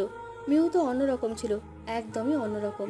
হ্যাঁ, মিহুকে দেখে অন্যির কথা মনে হলেও খুব একটা চিন্তিত ছিল না অর্ণব, কারণ সেই মিহু আর অন্যির মাঝে কথা বলা, হাঁটা চলা, ড্রেসিং সেন্স সব কিছুর মাঝে আকাশ পাতাল তফাৎ। আজকে যাকে দেখছে অর্ণব সে মিহু হয়েও মিহু নয়, এটা অন্যি। দ্য গ্রেট রিয়েল এস্টেট কোম্পানির মালিক আবরার আনাফের একমাত্র মেয়ে সে, আয়েশা মেহজাবিন ওরফে অন্নি, যার বাবার হাজার হাজার কোটি টাকার সম্পত্তি আছে। ব্রিটেনের বেস্ট ভার্সিটিগুলোর মাঝে একটা দ্য অক্সফোর্ড ইউনিভার্সিটিতে অন্নি গ্র্যাজুয়েশন কমপ্লিট করেছে। অন্নির নিজের ইউজ করার মতো 10-12টার মতো পার্সোনাল কার আছে। বাবা মারা যাওয়ার পর সব কিছুর দায়িত্ব অন্নি ও তার চাচা নিয়েছে, যে এতদিন অন্নির বাবা হিসেবে ছিলেন। এত কিছু থাকার পরও কেন সে এই ভার্সিটির চক্করে আবার কেটেছে তা না হয় পরে বলি, আগে এদের মামলা সেট করে নিই কেমন? সো এখন বলুন আমাকে, ও সরি, মিহুকে কেন রেখেছিলেন? অর্ণব যা বলতে চেয়েছিল তা হয়তো আর বলা হবে না। ওর নিজে ওকে এত বড় শাস্তি দেবে ভাবেনি অর্ণব। অনেকটা ভালোবেসে ফেলেছে মিহুকে। মিহুকে না পেলে হয়তো বাঁচার কোনো মূল্যই নেই তার জীবনে। কিন্তু মিহু তো এখন অন্যি রূপে এসেছে, যাকে আজীবনও ভালোবাসতে পারবে না অর্ণব। অর্ণবের মনে মনে কয়েকটা কথা বাজছে। ঘৃণায় পরিপূর্ণ ছিলাম, এরপরই তোমার স্পর্শ পেলাম। জানতাম না সেই ঘৃণাই ফিরে আসবে। শত্রু ছিলাম তুমি, আমি জানি এখনো তোমার কাছে শত্রুই আছি, কিন্তু এদিকে আমি তোমায়। অন্যি বলে ওঠে, যে কয়জন ছিল আপনার সাথে হাত মিলিয়ে সব কয়টাকে টপকে দিয়েছি, আপনাকেও টপকাতাম। পরে দেখলাম যেহেতু আপনি এই গেমের মাস্টার মাইন্ড, সেহেতু আপনাকে একটু অন্যভাবে মারি, তাই এসব প্ল্যান আর কি। অনেক খোঁজ খবর নিয়ে জানতে পারি the great mister Shaikh Arnab ওই ইউনিভার্সিটিতে জয়েন করেছে। সো আমিও আর কি ভেবে চিন্তে সিলেট থেকে সোজা চলে এলাম এখানে। সেদিন বেচারি ইফাত আমায় শপিং মলে দেখে তো চিনেই ফেলেছিল, বাট ব্যাড লাক, বেচারি আমার ওপর নজর রাখার আগেই দুনিয়া থেকে বিদায় নিল। না ম্যাম, ও মরেনি, কোমায় রয়েছে। পাশে থাকা ছেলেটি বলে ওঠে, ও মরেনি? তাও ভালো, একটা পাপ কমে গেল, তাই না? আচ্ছা বাদ দিই, তারপর আপনার সাথে ও সব মন খারাপের নাটক, পিয়াসের মৃত্যুতে ইমোশনাল হওয়ার নাটক, পা ভাঙার নাটক, ও গড, এত প্রবলেমস আমার লাইফে কখনো ফেস করিনি যতটাই ঢাকাতে এসে করতে হয়েছে। আচ্ছা যাই হোক, এখন কি করা উচিত আমার? অর্ণব হাঁটু গেড়ে বসে পড়েছিল। ওর মুখের কাছে এসেই এসব কথা জিজ্ঞেস করছে অন্যি। অন্যির গলাটা হঠাৎ করে চেপে ধরে অর্ণব, এরপর বলে, how dare you to talk to me like that? I don't care you, but one thing, I love Mihu. Okay আমি নিজের করে ছাড়বই, তাতে তোকে রাস্তা থেকে সরাতে চাইলে তাই করবো, মাইন্ড ইট। পাশে থাকা ছেলেরা অর্ণবকে ধরে কিল ঘুষি মারতে শুরু করে।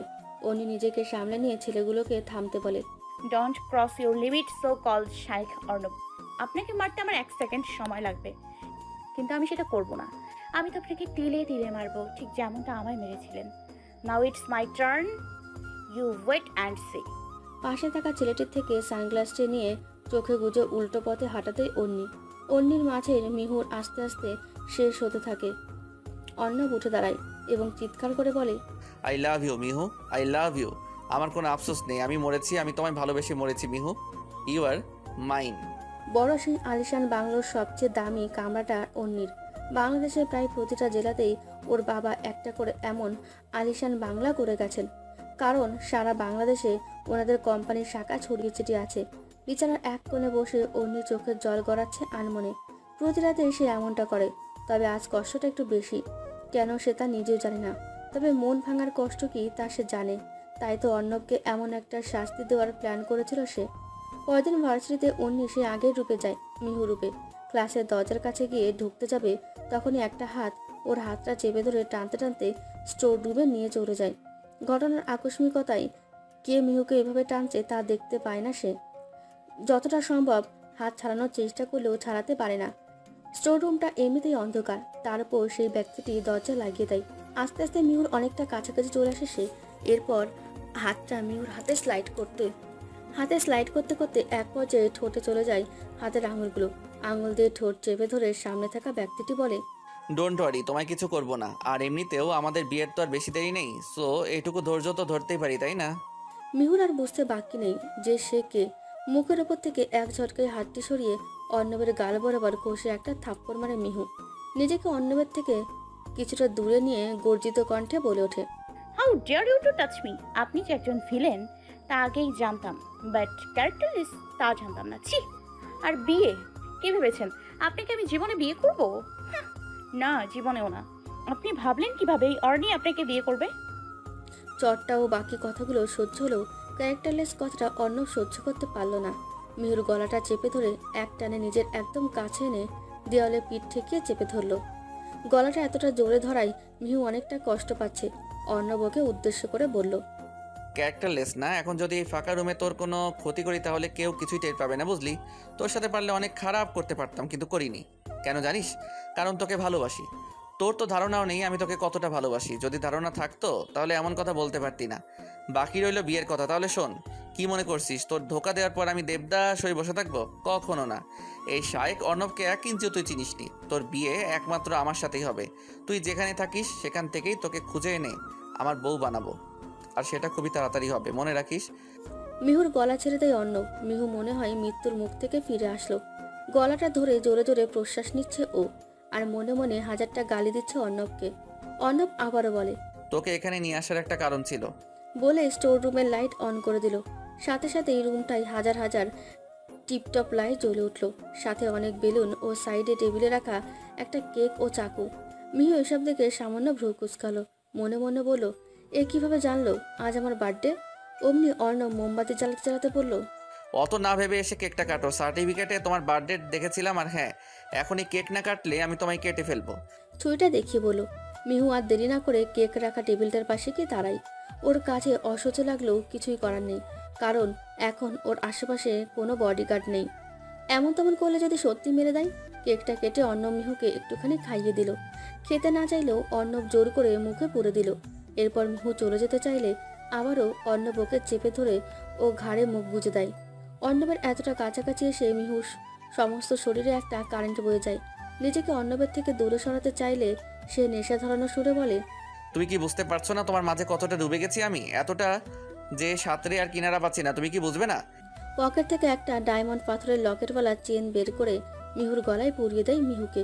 পেছন থেকে মিহুর মাথায় একটা চুমু এঁকে দেয় অর্ণব। মিহু হালকা ছুট পেয়ে তাড়াতাড়ি সেখান থেকে বেরিয়ে যায়। অর্ণব সেখানে নিজ দিকে তাকিয়ে দাঁড়িয়ে থাকে। ওর কপালের সামনে আসা অবাধ্য চুলগুলো খেলা করতে থাকে। ওর মনে একটাই ভাবনা, মিহুকেও পাবেই, তবে ভালোবেসে, জোর করে নয়। রুমে বসে একটা কথাই ভাবছে অন্যি, ভালোবাসা মাই ফুড। সব ওর প্ল্যান। আমি বুঝি না? হ্যাঁ, আমি সব বুঝি। ওকে আগেও চিনেছি, এখন আবার নতুন করে চিনতে হবে না। এ ভুল আমি কখনোই হতে দিব না। এর মাঝে অন্যির রুমে ও চাচি বিনা পারমিশনে ঢুকে পড়ে। অন্যির কাছে এসব বিষয় খুবই বিরক্তিকর। কারো রুমে নিশ্চয়ই বিনা পারমিশনে ঢোকা উচিত নয়। তাই রেগে ওর চাচিকে বলে, ছোট মা, আপনাকে কতবার বলেছি বিনা পারমিশনে কারোর রুমে না ঢুকতে? ওর চাচির এই কথাটা শুনে বেশ রাগ হয়, তবে কিছু বলে না। এখন বলুন কেন আসতে বললো? তোর ছোটাব্বু ডাকছিল তাই। অন্য অন্য কারো কথা বা আদেশে মানলেও ও ছোট আব্বুকে ভীষণ মানে। উনিও অন্যিকে ছোটবেলা থেকেই অনেক ভালোবাসে। অন্যি কথাটা শুনে বলে, ও ঠিক আছে, আপনি যান, আমি 2 মিনিটের ভেতর আসছি। কিছুক্ষণ পর অন্যি ও ছোট আব্বু রুমের সামনে গিয়ে দরজায় নক করে। ভেতর থেকে আওয়াজ আসে, দরজা খোলা আছে মামুনি, এসো। হাসি মুখে ভেতরে প্রবেশ করে অন্যি। বিছানায় চাচার পাশে গিয়ে বসে সে। একটা মুচকি হাসি দিয়ে চাচাকে উদ্দেশ্য করে বলে, আমায় ডেকেছিলেন ছোটব্বু? একটা জরুরি দরকারে ডেকেছিলাম তোমায়। জরুরি দরকার? কি দরকার? মামুনি, তোমায় কিছু কথা বলি। আমার কথায় রাগ করবে না। আমার বড় ভাই মানে তোমার বাবা আমার কাছে দায়িত্ব রেখে গিয়েছিলেন তোমার সব কিছু আমি দেখি।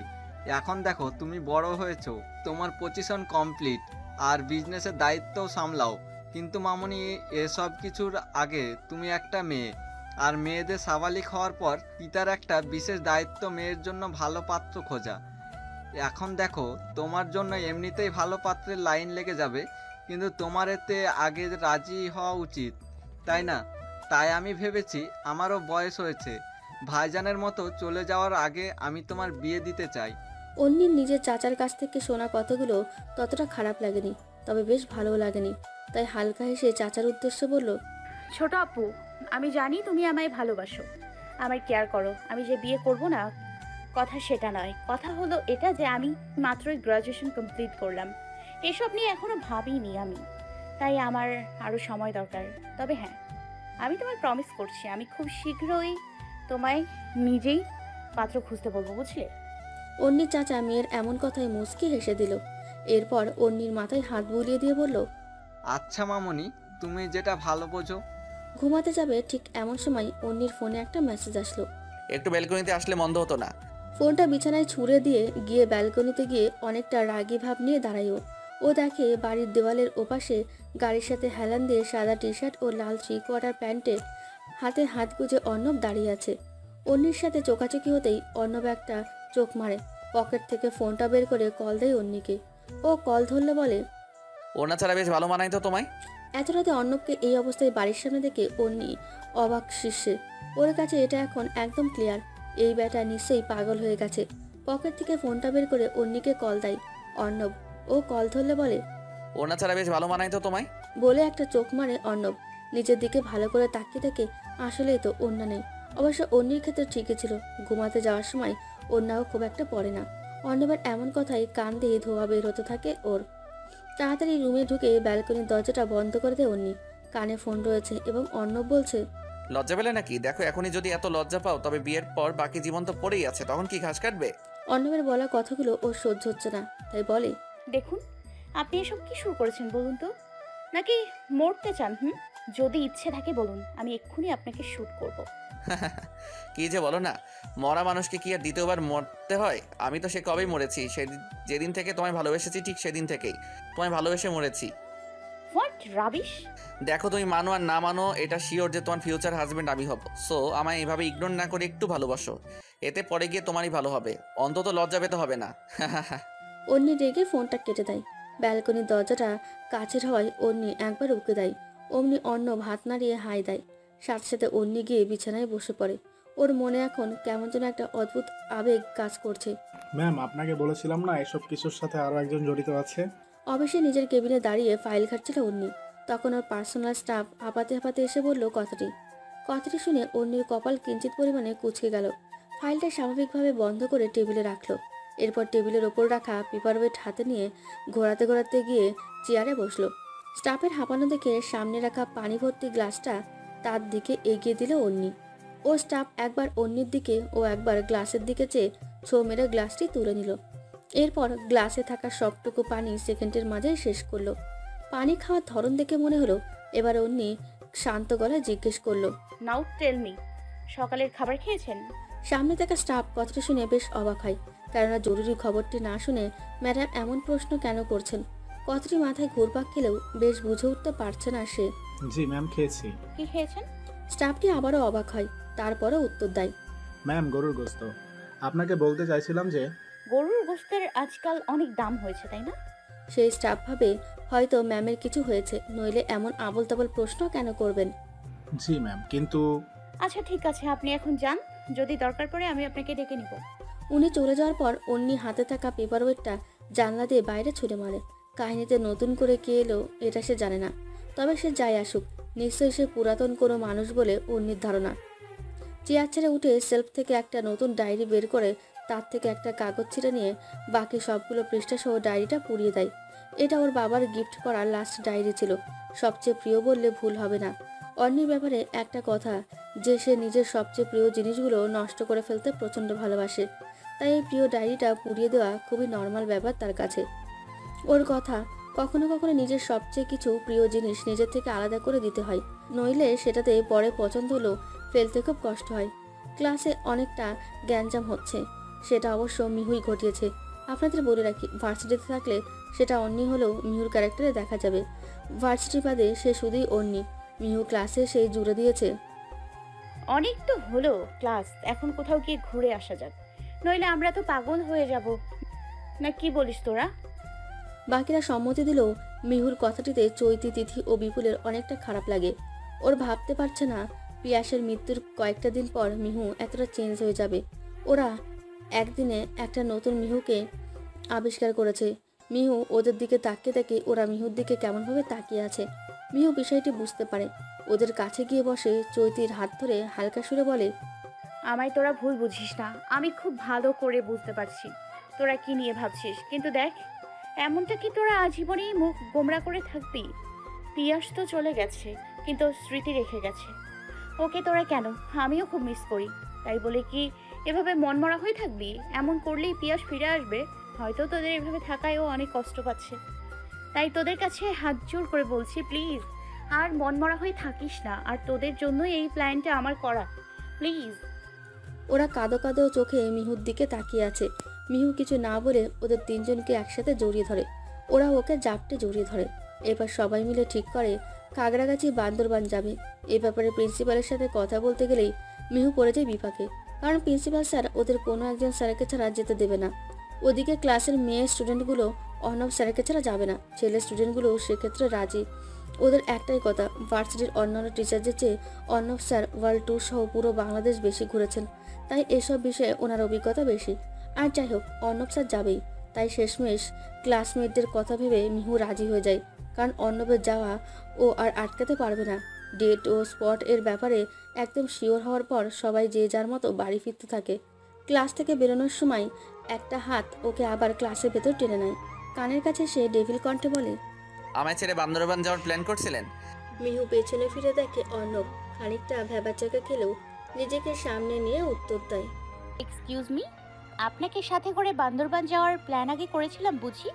না সেটা নয়, তবে তুমি না করলেও আমি করেছিলাম। আমাদের বিয়ের পর বান্দরবান ঘুরতে যাব একসাথে। ভাবতেই লজ্জা লাগে। অর্ণব কিছুটা লজ্জা লজ্জা ভাব নিয়ে বলে, আপনার লজ্জা আছে? ও মা, আমি তো ভেবেছিলাম আপনার লজ্জাই নেই। কথাটি অর্ণবকে খানিকটা আঘাত করে। এরপরও হাসি মুখে মিহুকে উত্তর দেয়, লজ্জা আছে কি নেই সেটা না হয় বিয়ের পর বুঝবে। মিহু মনে মনে ভাবছে, এই পাগলটার আসলে কোনো লজ্জা নেই, কেন যে আমার পেছনে ঘোরে। থুর, ভাল লাগে না। ওর ভাবনার মাঝে এক বালতি জল ঢেলে দিয়ে অর্ণব বলে, ভালো লাগুক আর না লাগুক এই পাগলকেই তোমায় মেনে নিতে হবে। একটা হাসি দিয়ে বেরিয়ে গেল অর্ণব।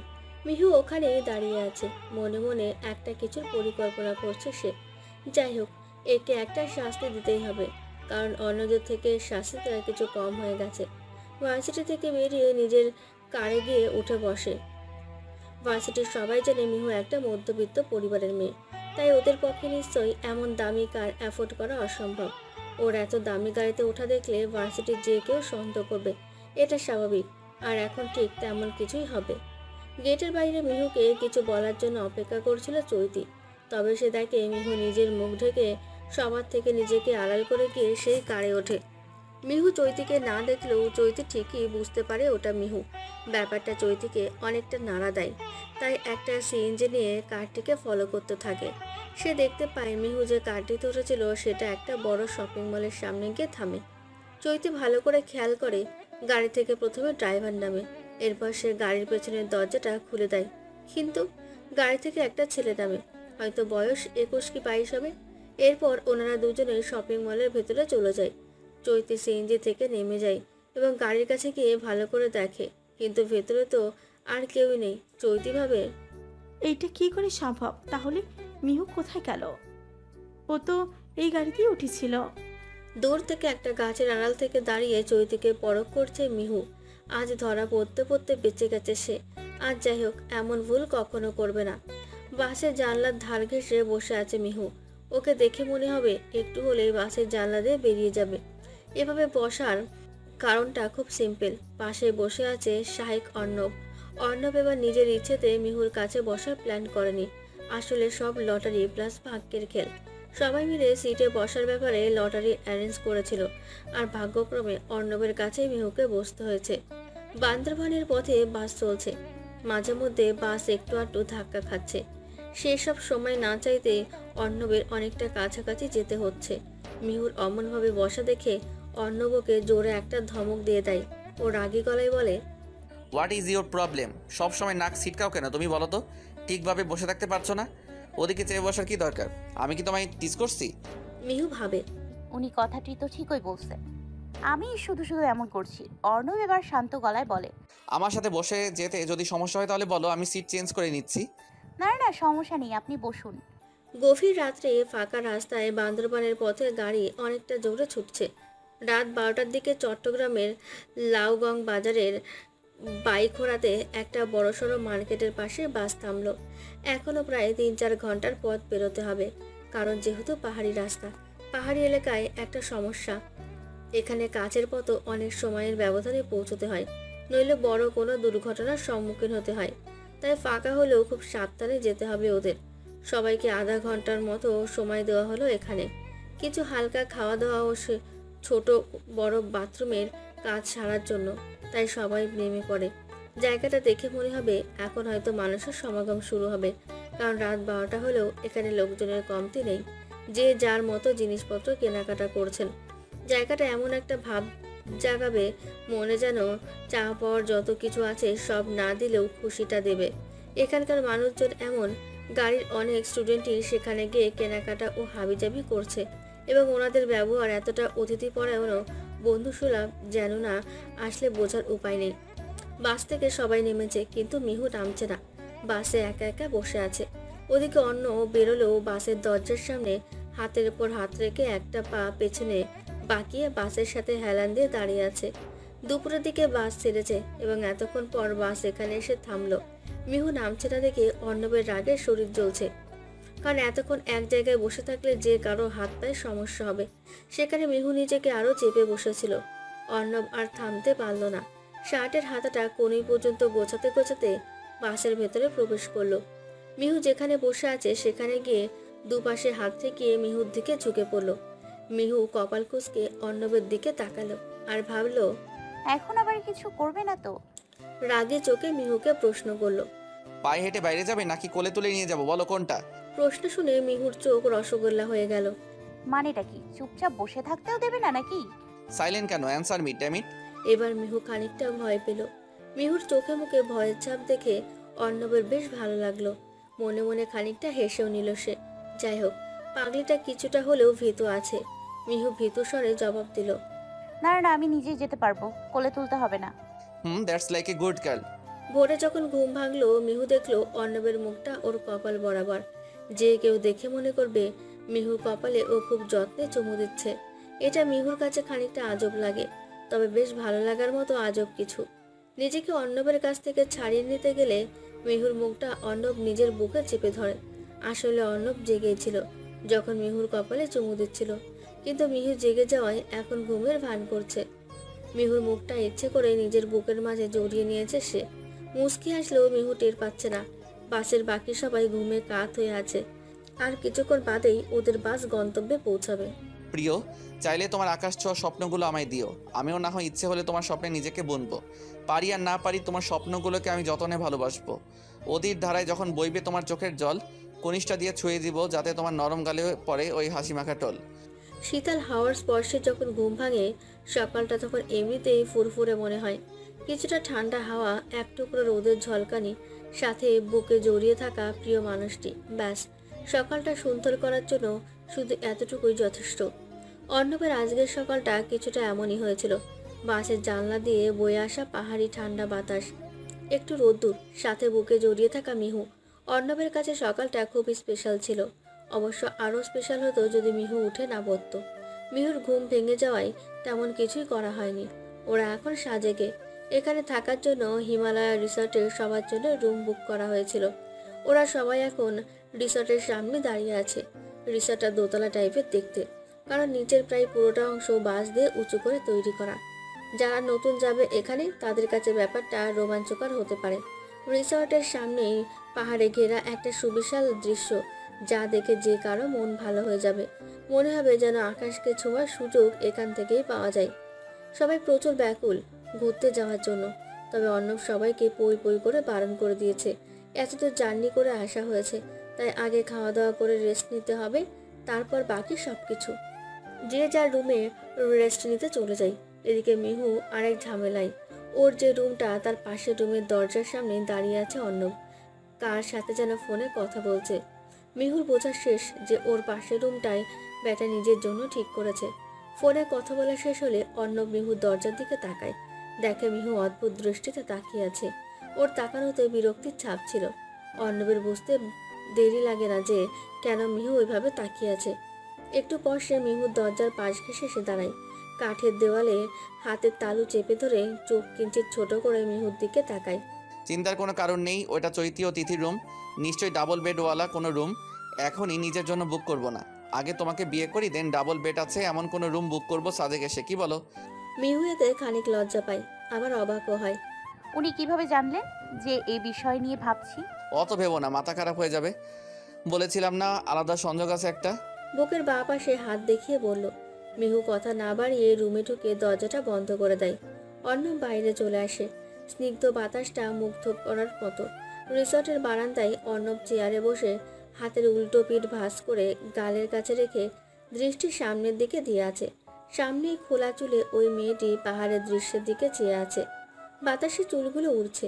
মেয়েটার আসল নাম অর্ণি হলেও মিহুকেই অর্ণব ভালোবেসেছে। ভালোবাসার গভীরতা ওর দিক থেকে বাড়ছেই। প্রতিটা দিন যেন সে নতুন করে মিহুর প্রেমে পড়ে। আচ্ছা, এতটা ভালোবাসা মিহু বুঝবে তো, নাকি ওর ভালোবাসাটা অর্ণবকে একটু একটু করে মেরে ফেলবে? পাহাড়ের মধ্যে দিয়ে হাঁটছে সবাই। সবার সামনে অর্ণব ও তার পেছন পেছন সব স্টুডেন্টরা। ওদের গন্তব্য সাজেকের কাংলাক ঝর্ণা। অনেকক্ষণ হয়ে গেল, সবাই প্রায় হাঁটতে হাঁটতে ক্লান্ত হয়ে গেছে। ঝর্ণায় যাওয়ার রাস্তাটা অনেকটা জঙ্গলে ঘেরা ও উঁচু নিচু।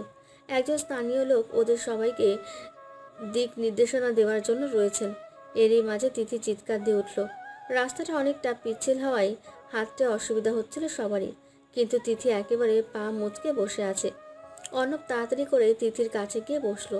অর্ণব ওর পা নিজের হাঁটুর উপর রাখলো। এমনটা হওয়ার সম্ভাবনা আছে অর্ণব জানতো, তাই সাথে করে ফার্স্ট এড বক্স নিয়ে এসেছিল। তিথির পা ভালো করে হাত দিয়ে দেখে নিল। তিথি তো অর্ণবের এমন কাজে মুগ্ধ। শীতল চোখে অর্ণবের দিকে তাকিয়ে আছে সে। অর্ণব অতি যত্ন সহকারে তিথির পা ব্যান্ডেজ করে দিল।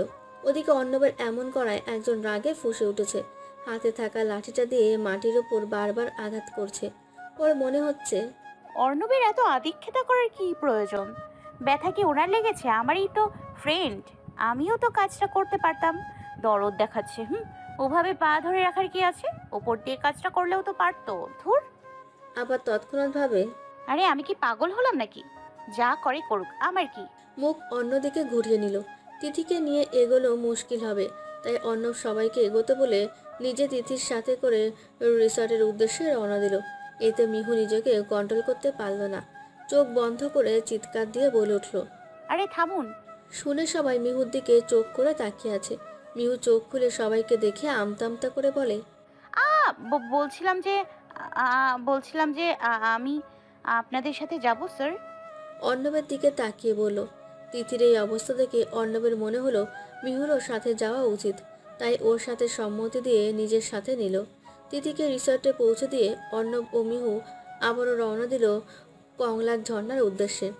অর্ণব একটা জিনিস খেয়াল করেছে, রিসর্টে তিথিকে পৌঁছে দেওয়ার পর যখন পা আবারও ব্যান্ডেজ করিয়ে দিল, তখন মিহুর চেহারার দিকে তাকানো যাচ্ছিল না। কেমন একটা রাগী ভাব নিয়ে অন্যর দিকে তাকিয়েছিল। রাগের কারণটা অর্ণবের বুঝতে দেরি হয়নি। হাঁটতে হাঁটতে অর্ণব বলে, তিথির পায়ে খুব ভালোভাবে লেগেছে, খারাপই লাগছে। আপনার তো আবার ফেরত আসা উচিত হয়নি। যান না, রিসর্টে ফিরে যান যত সব। কথাগুলো ফিসফিস করে বললেও অর্ণবের কানে পৌঁছে।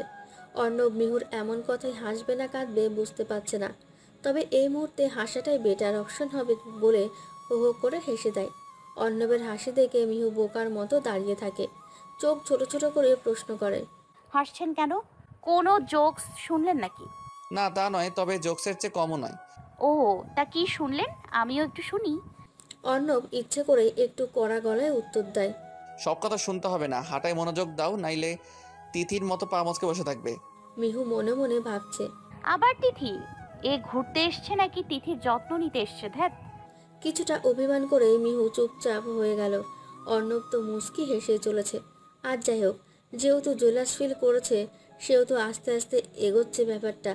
অর্ণব এর আগে অনেকবার এখানে এসেছে, তাই ঝর্ণায় যাওয়ার পথটা ওর চেনা। তাই বেশি সময় লাগলো না ওদের দুজনের কাংলাক ঝর্ণায় পৌঁছতে। সবাই সেখানে বসে নিজেদের মতো এনজয় করছে। কেউ ছবি তুলছে, কেউ গোসল করছে, আবার কয়েকজন মিলে কিছু খেলছে। অর্ণব একটা সাদা শার্ট ও মিষ্টি কালারের 3/4 প্যান্ট পরে এসেছে। সেও গিয়ে স্টুডেন্টের সাথে যোগ দেয়। ঝর্ণার পানি শার্টে পড়তেই পুরো ভিজে গিয়ে অর্ণবের ফর্সা বুক ও পিঠ দেখা যায়। মিহু হাঁ করে তাকিয়ে আছে। দেখে মনে হবে অর্ণব জিম করে রোজ, কারণ সে একদমই ফিট। অর্ণব ওর দিকে তাকাতেই দু চোখের ভ্রু নাচিয়ে কিছু জিজ্ঞেস করে। সাথে সাথে মিহু চোখ সরিয়ে নেয়।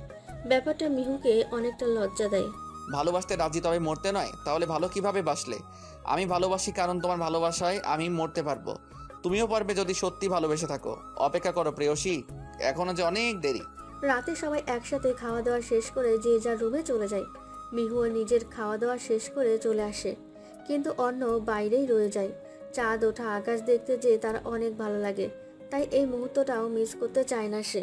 রুমে ফেরার পথে মিহু অর্ণবের রুমের সামনে এসে থেমে যায়। একটু ইচ্ছে হচ্ছে ওর অর্ণবের রুমে ঢোকার, তাই দরজাটা একটু ফাঁকা করে ভেতরে উকি দেয়। ঠিক তখনই পেছন থেকে একজন খুব খুব করে কেসে ওঠে। মিহু থতমত খেয়ে দরজা বন্ধ করে পেছনে তাকায়। দেখে তিথি সন্দেহের দৃষ্টিতে তাকিয়ে আছে। কি রে, স্যারের রুমে তুই কি করছিস? তিথির এমন প্রশ্ন শুনে চোখ উল্টাতে থাকে। মনে মনে নিজেকে গালি দেয় সে, কিছু না ভেবেই উত্তর দেয়। আগে বল তুই এখানে কি করছিস? কি করছি মানে কি, রুমে যাচ্ছি। ও, তা তোর পা ঠিক হয়ে গেছে? হ্যাঁ রে, ভালো তো হবেই। স্যার নিজে এসে পায়ে মেডিসিন লাগিয়ে দিয়ে গেছিল আরও 2বার। আমি কত না করলাম, তাও লাগিয়ে দিয়ে গেল। ইস রে, আমি তো ওনার প্রেমে পড়ে গেছি মনে হয়। মিহু কথাটি শুনে চিৎকার দিয়ে বলে, কি? তিথি চমকে ওঠে। কি রে, চিৎকার দিলি যে? দিব না তো কি? হ্যাঁ, কি শুরু করেছিস? স্যারের প্রেমে কেউ পড়ে? উনি তো তোর কত বড়। কোথায় বড়, ওনার এজ তোর 27 হবে হয়তো। আমি তো ভেবে নিয়েছি গ্র্যাজুয়েশন কমপ্লিট করে ওনাকে প্রপোজ করব। মিহুর চারপাশে বাংলা ছায়াছবির মতো বজ্রপাত হলো। তিথি আর কিছু না বলে মুচকি হাসতে হাসতে চলে গেল। এদিকে মিহুর প্রায় কাঁদো কাঁদো অবস্থা। অর্ণব যদি তিথির প্রপোজাল অ্যাকসেপ্ট করে নেয় তাহলে? এরপর নিজেই আবার ভাবে, আমি কি পাগল নাকি? এসব নিয়ে আমি কেন ভাবছি? ওরা যা করে করুক, ধুর। আমি আমার নতুন প্ল্যানে মনোযোগ দিই। রুমে গিয়ে মোবাইলটা নিয়ে নিজের পার্সোনাল গার্ডের কাছে ফোন করে। হ্যালো, ইয়েস ম্যাম, বলুন। আপনাকে যে কাজটা করতে বলেছিলাম সেটা করেছেন? ম্যাম, কাজটা হয়ে গেছে। আপনার কথা মতো কাল ওরা সময় মতো ঠিক জায়গায় পৌঁছে যাবে। ওকে ফাইন, কোনো ভুল যেন না হয়। ওকে, আমি যত তাড়াতাড়ি সম্ভব এখান থেকে ফিরে আসব। কালও চলে আসার সম্ভাবনা আছে। Okay ma'am. Listen, one more thing. ছোট আব্বু কেমন আছে? ম্যাম, উনি ভালো আছেন। আপনার কথা মতো ওনাকে বলেছি আপনি দুবাইয়ে আছেন। গুড। ফোনটা কেটে দিয়ে বিছানায় শুয়ে পড়ে মিহু। শান্তির ঘুম কখনো ঘুমায়নি সে। সব সময় একটা কষ্ট চেপে রেখেছে নিজের মাঝে। আজও সে কষ্টটা আছে, তবে এখানকার হাওয়ায় আলাদা জাদু আছে। এখানে আসার পর থেকেই কেমন যেন অনেক হালকা লাগছে ওর কাছে। আজ যাই হোক, শান্তির ঘুম হবে হয়তো। মিহু শান্তির ঘুম ঘুমালেও একজোড়া চোখ এখনো জেগে। সেই চোখ দুটোও চায় মিহু ঘুমাক, তবে জীবনের মতো। কিন্তু আজ পর্যন্ত সে এই কাজে সফল হতে পারেনি। অনেক চেষ্টা করেও কিচ্ছুটি করতে পারেনি শুধু একজনের জন্য, আর সে হলো মিহুর পার্সোনাল গার্ড শাফিন। সে প্রচণ্ড চালাক। মিহুর জীবনে ঘটে যাওয়া সকল কিছু সে জানে। মিহুর ক্যারেক্টারটির ব্যাপারে সব কিছু সে জানে। আজ পর্যন্ত তার কারণে মিহুর গায়ে কোনো আঁচ লাগেনি। শাফিন মিহুর কাছে খুবই বিশ্বস্ত।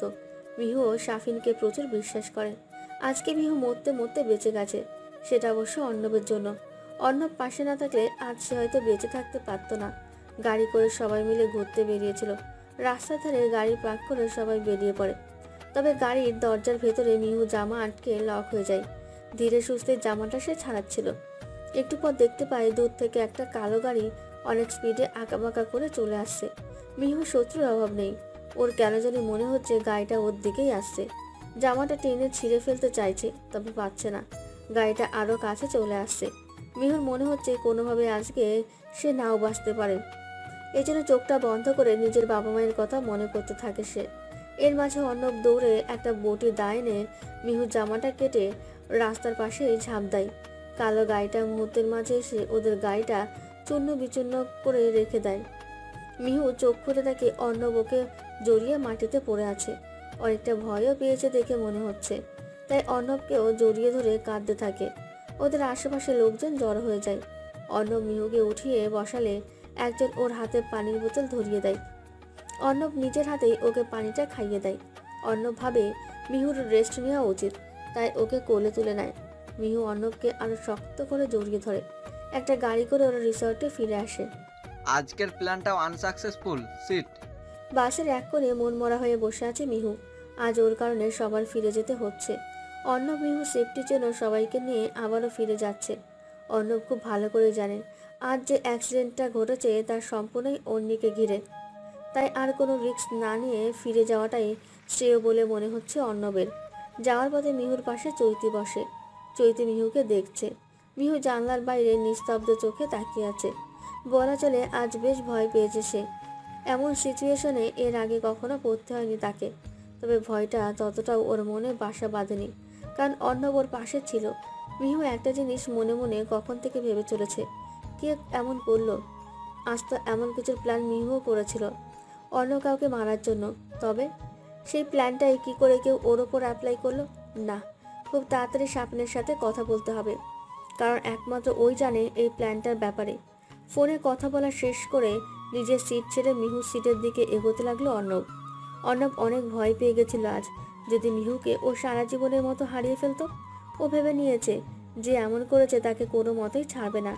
এ কাজ যে করেছে তাকে পারলে জানে মেরে ফেলবে, কারণ অর্ণবের জানকে আঘাত করার প্রচেষ্টা করা হয়েছে। রাত 12টার দিকে গিয়ে ওদের বাস ভার্সিটির সামনে এসে থামলো। ঢাকা শহরটা এমনই যে সারা রাতই ব্যস্ত। রাতের গভীরতা এখানে টের পাওয়ার জোর নেই। যে যার বাসার উদ্দেশ্যে বেরিয়ে পড়লো।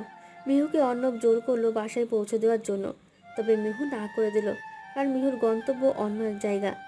ভার্সিটি থেকে কিছু দূর একলা পথে হেঁটে গিয়ে মোড়ের পাশে দাঁড়িয়ে থাকা কালো মার্সিডিজ করে উঠে পড়ল মিহু। কারটি দুটো সেকশনে ভাগ করা।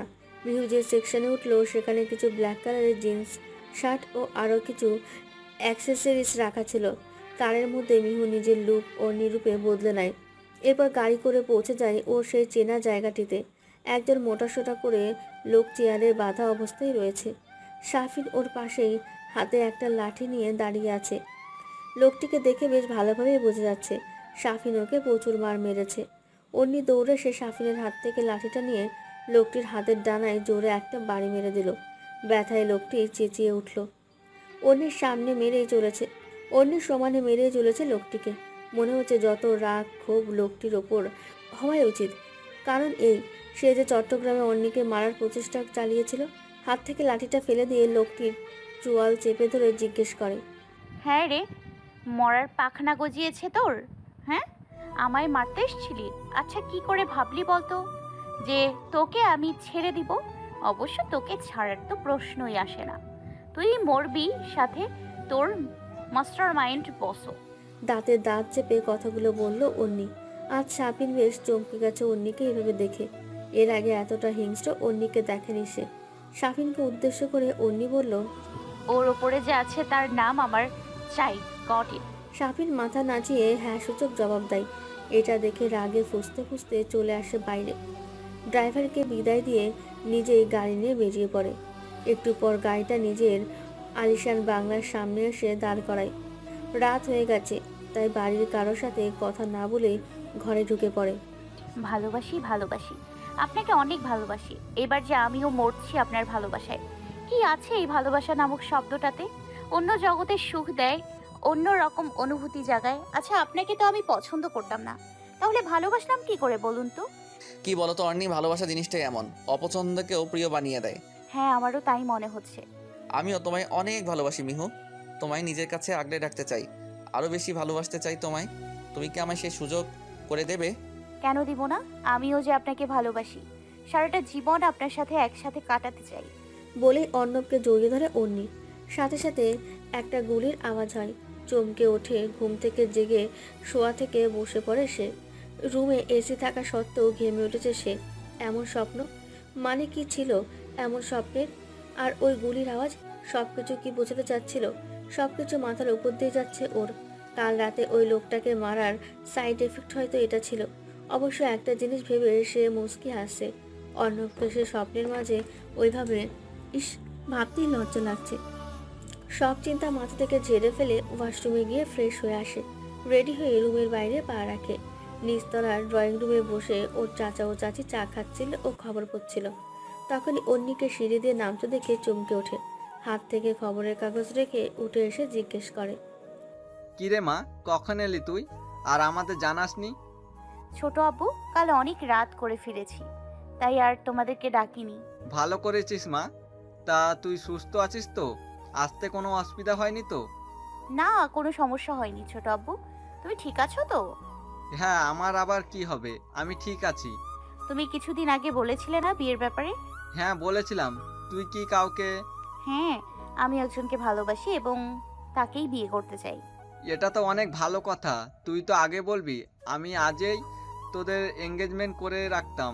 তা কে সে? এত তাড়াতাড়ি নয়, তবে দেরিও করব না। আর সব জানবে। আমি আজই তাকে এই ব্যাপারে বলবো। আচ্ছা মা, তুই আমায় ছেলেটির সাথে দেখা করাস। আমিও দেখতে চাই কে আমার অন্নি মায়ের মন জয় করলো। অন্নি হাসি মুখে নিজের রুমে চলে যায়। এদিকে ড্রয়িং রুমে একজন প্রচণ্ড ক্ষোভ নিয়ে আছে। অন্নির ভালোবাসা নয়, হয়তো অন্য কোনো কারণে। নদীর তীরে পা ভিজিয়ে সাদা চুড়িদার এর নদীর দিকে তাকিয়ে আছে। এমন একটা দিনের আশা ছিল ওর। অনেক দিন আগে পূরণ হতে চেয়েও হয়েছিল না, তবে আজ পূরণ হতে চলেছে। অন্নবেশে গাড়িটি থামিয়ে সোজা নদীর পাড়ে গিয়ে দাঁড়ায়। দেখে মনে হচ্ছে মনটা ভীষণ খারাপ ওর। হালকা নীল রঙের শার্ট ও অ্যাশ কালারের প্যান্টে দারুণ লাগছে অর্ণবকে দেখতে। অন্যও আজ মিহুর রূপে এসেছে। ভালোবেসে ফেলেছে অর্ণবকে, সেটা ওর কাছে অজানা নয়। এবার দেরি না করে বলে দেওয়াটাই শ্রেয় বলে মনে হচ্ছে অন্যির। পানিতে পা নাচিয়ে নাচিয়ে খেলা করছে দেখে অর্ণবের ঠোঁটের কোণে হাসি ফুটে ওঠে। পেছন থেকে ডাক দেয়, অনি। নামটা শুনে হালকা খারাপ লাগে অন্যির, কারণ ও চেয়েছিল আজ ওকে মিহু বলে ডাকুক অর্ণব। তবুও এমন একটা অনুভূতি মেশানোর সন্ধ্যায় অন্য কিছু না ভেবে পেছনে ফিরে তাকায় অন্যি। অর্ণবকে আজ কেমন অগোছালো লাগছে ওর। পোশাক পরিচ্ছদে পরিপাটি হলেও চেহারা দেখে বেশ বিষণ্ণ মনে হচ্ছে ওর। অর্ণব, আপনি কি ঠিক আছেন? এই প্রথম নিজের নাম ভালোবাসার মানুষটির মুখে শুনে বুকে সুখের হাওয়া বয়ে গেল। হ্যাঁ, আমি ঠিক আছি। আপনিও বুঝতে পারছেন আমি আপনাকে কেন এখানে ডেকেছি। নিশ্চুপ। অর্ণব, আমি আপনাকে ভালোবেসে ফেলেছি। ভালোবাসার অনুভূতিতে আমিও তলিয়ে যাচ্ছি। একটা সুখের আভাস পাচ্ছি আমি আপনাকে ভালোবেসে। আপনি কি আপনাকে আরো ভালোবাসার সুযোগ করে দেবেন? আচ্ছা অর্ণব। অর্ণব কিছু না বলে শুধু মাথা নাড়িয়ে সম্মতি জানায়। অন্যি আর কিছু না বলে দৌড়ে এসে জড়িয়ে ধরে অর্ণবকে। অর্ণবের চোখের কোণ বেয়ে এক ফোঁটা জল গড়িয়ে পড়ে। হঠাৎই গুলির আওয়াজে নদীর তীরে বসা বক পাখিগুলো উড়ে যায়। অর্ণব আরো শক্ত করে জড়িয়ে ধরে অন্যিকে। তবে অন্যির হাত হালকা হয়ে আসে। অন্যি হেলে পড়ে যায়। এদিকে কান্নামাখা চোখে অর্ণব ওকে পড়ে যেতে নিলেই ধরে ফেলে। অন্যির সাদা চুড়িদারটি লাল রক্তে মাখামাখি হয়ে গেছে। অর্ণবের দিকে তাকিয়ে অন্যির শেষোক্ত একটা কথা বলে, আমি তো সত্যিই ভালোবেসে মরেছি। অন্যির চোখের কোণ বেয়ে এক ফোঁটা জল গড়ায়। আস্তে করে নদীর তীরে অন্যিকে শুইয়ে দিয়ে হাতে থাকা রিভলভারটি নদীতে ছুঁড়ে মারে অর্ণব। এরপর অন্যির কপালে আলতো একটা চুমুক এঁকে দিয়ে গাড়িতে করে চলে যায়। অন্যি সেখানেই পড়ে থাকে। একজোড়া চোখ এতক্ষণ সবকিছু পরখ করছিল। অর্ণব চলে গেলেই একটা শয়তানি হাসি দিয়ে সেই চোখ জোড়ার মালিকও চলে যায়। প্রচুর রক্ত ঝরার ফলে শরীরটা অনেকটা দুর্বল হয়ে আছে অন্যির। 1 মাসের মতো হয়ে গেল সে নিজের রুমের বেডে শুয়ে দিন কাটাচ্ছে। সাথে চাচি, চাচা ও শাফিন রয়েছে। এর মাঝে একটি বারের জন্য অর্ণবর খোঁজ নিতে আসেনি। শাফিন অর্ণবকে খুঁজে মারতে চাইলে অন্যিই বারণ করেছিল। অর্ণব ওর সাথে খেললেও অন্যিই জিতে গেছে। নিজের ভালোবাসার কাছে জিতে গেছে সে। এমনিতে হাঁটাচলা নিজে নিজেই করতে পারে অন্যি, এতে কারো সাহায্যের প্রয়োজন পড়ে না। তবে এখনো পর্যন্ত বাড়ির বাইরে যাওয়াটা হয়ে ওঠেনি। তবে আর এইভাবে থাকতে পারছে না সে। তাই শাফিনকে বলে নদীর পাড়ে যাওয়ার বায়না ধরে, যেখানে অন্যিকে শ্যুট করে রক্তাক্ত অবস্থায় ফেলে চলে গেছিল অর্ণব। আজকে আরও একবার সেখানকার হাওয়ার ঘ্রাণ পেতে ইচ্ছে হচ্ছে ওর। শাফিনও নিয়ে যেতে রাজি হয়। শাফিন ড্রাইভ করছে এবং অন্যি জানলার ধারে খোলা চুল উঠতে দেখছে। আচ্ছা অর্ণব কি একটা বারও খোঁজ নিতে আসেনি? নিজের হাতেই মেরে উধাও হয়ে গেল কোথায়? কই, ওই তো বলতো অনেক ভালোবাসি। সেসব কথাগুলো কোথায় হারিয়ে গেল মুহূর্তের মাঝে? নাকি সব মিথ্যে ছিল? সবই একটা ছলনা ছিল। আমি তো এতটাও ছল করিনি ওর সাথে। অতীতের কষ্টটা ওকে একটুখানি বোঝানোর জন্যই প্রথমে ওর মনটা ভেঙেছিলাম। পরে তো আমি ওকে ভালোবেসে ফেললাম। আমি জানি অতীতের সেই ঘটনা জুড়ে রয়েছে অন্য কেউ। অর্ণব তো শুধু মোহরা মাত্র। তাহলে অর্ণব কেন আমায় এমন একটা শাস্তি দিল? ওর কাছে আমার সব প্রশ্নের উত্তর জানতে হবে, কারণ ওর চোখে আর যাই হোক ভালোবাসাটা মিথ্যে ছিল না। ওর এমন কাজের পেছনে নিশ্চিত অন্য কেউ আছেন, এবং সেই অন্য কেউ অবধি পৌঁছতে একমাত্র অর্ণবই পারবে। গাড়িতে ব্রেক কষার পর হালকা ধাক্কা অনুভূতি হলে ভাবনার জগৎ থেকে ফেরত আসে অন্নি। ওরা পৌঁছে গেছে। গাড়ি থেকে খালি পায়ে নেমে চোখ বন্ধ করে একটা লম্বা প্রশ্বাস নেয় অন্নি। একটু একা থাকতে মন চাইলে শাফিনকে বলে গাড়িটা কোথাও পার্ক করে আসতে। শাফিন ও অন্নির কথা মতো চলে যায় গাড়ি নিয়ে। অন্নির দৃষ্টির সামনের দিকে অগ্রসর হতেই চোখ মুখ কেঁপে ওঠে। ডান হাতের সাদা গোলাপ ও বাঁ হাত পকেটে গুজে নদীর পাড়ে চেয়ে আছে অন্নির পরিচিত কেউ। আলতো পায়ে হেঁটে তার কাছে গিয়ে অন্নি জিজ্ঞেস করে, এখানে গোলাপ হাতে? কণ্ঠটি শুনে মানুষটি চমকে ওঠে, পেছনে ঘুরে তাকায়। অন্নিকে দেখে চোখে মুখে আনন্দের ছাপ ভেসে ওঠে। সাথে সাথে অন্নিকে জড়িয়ে ধরে সে। পেটে ব্যথা অনুভূত হওয়ায় আহ বলে ওঠে অন্নি।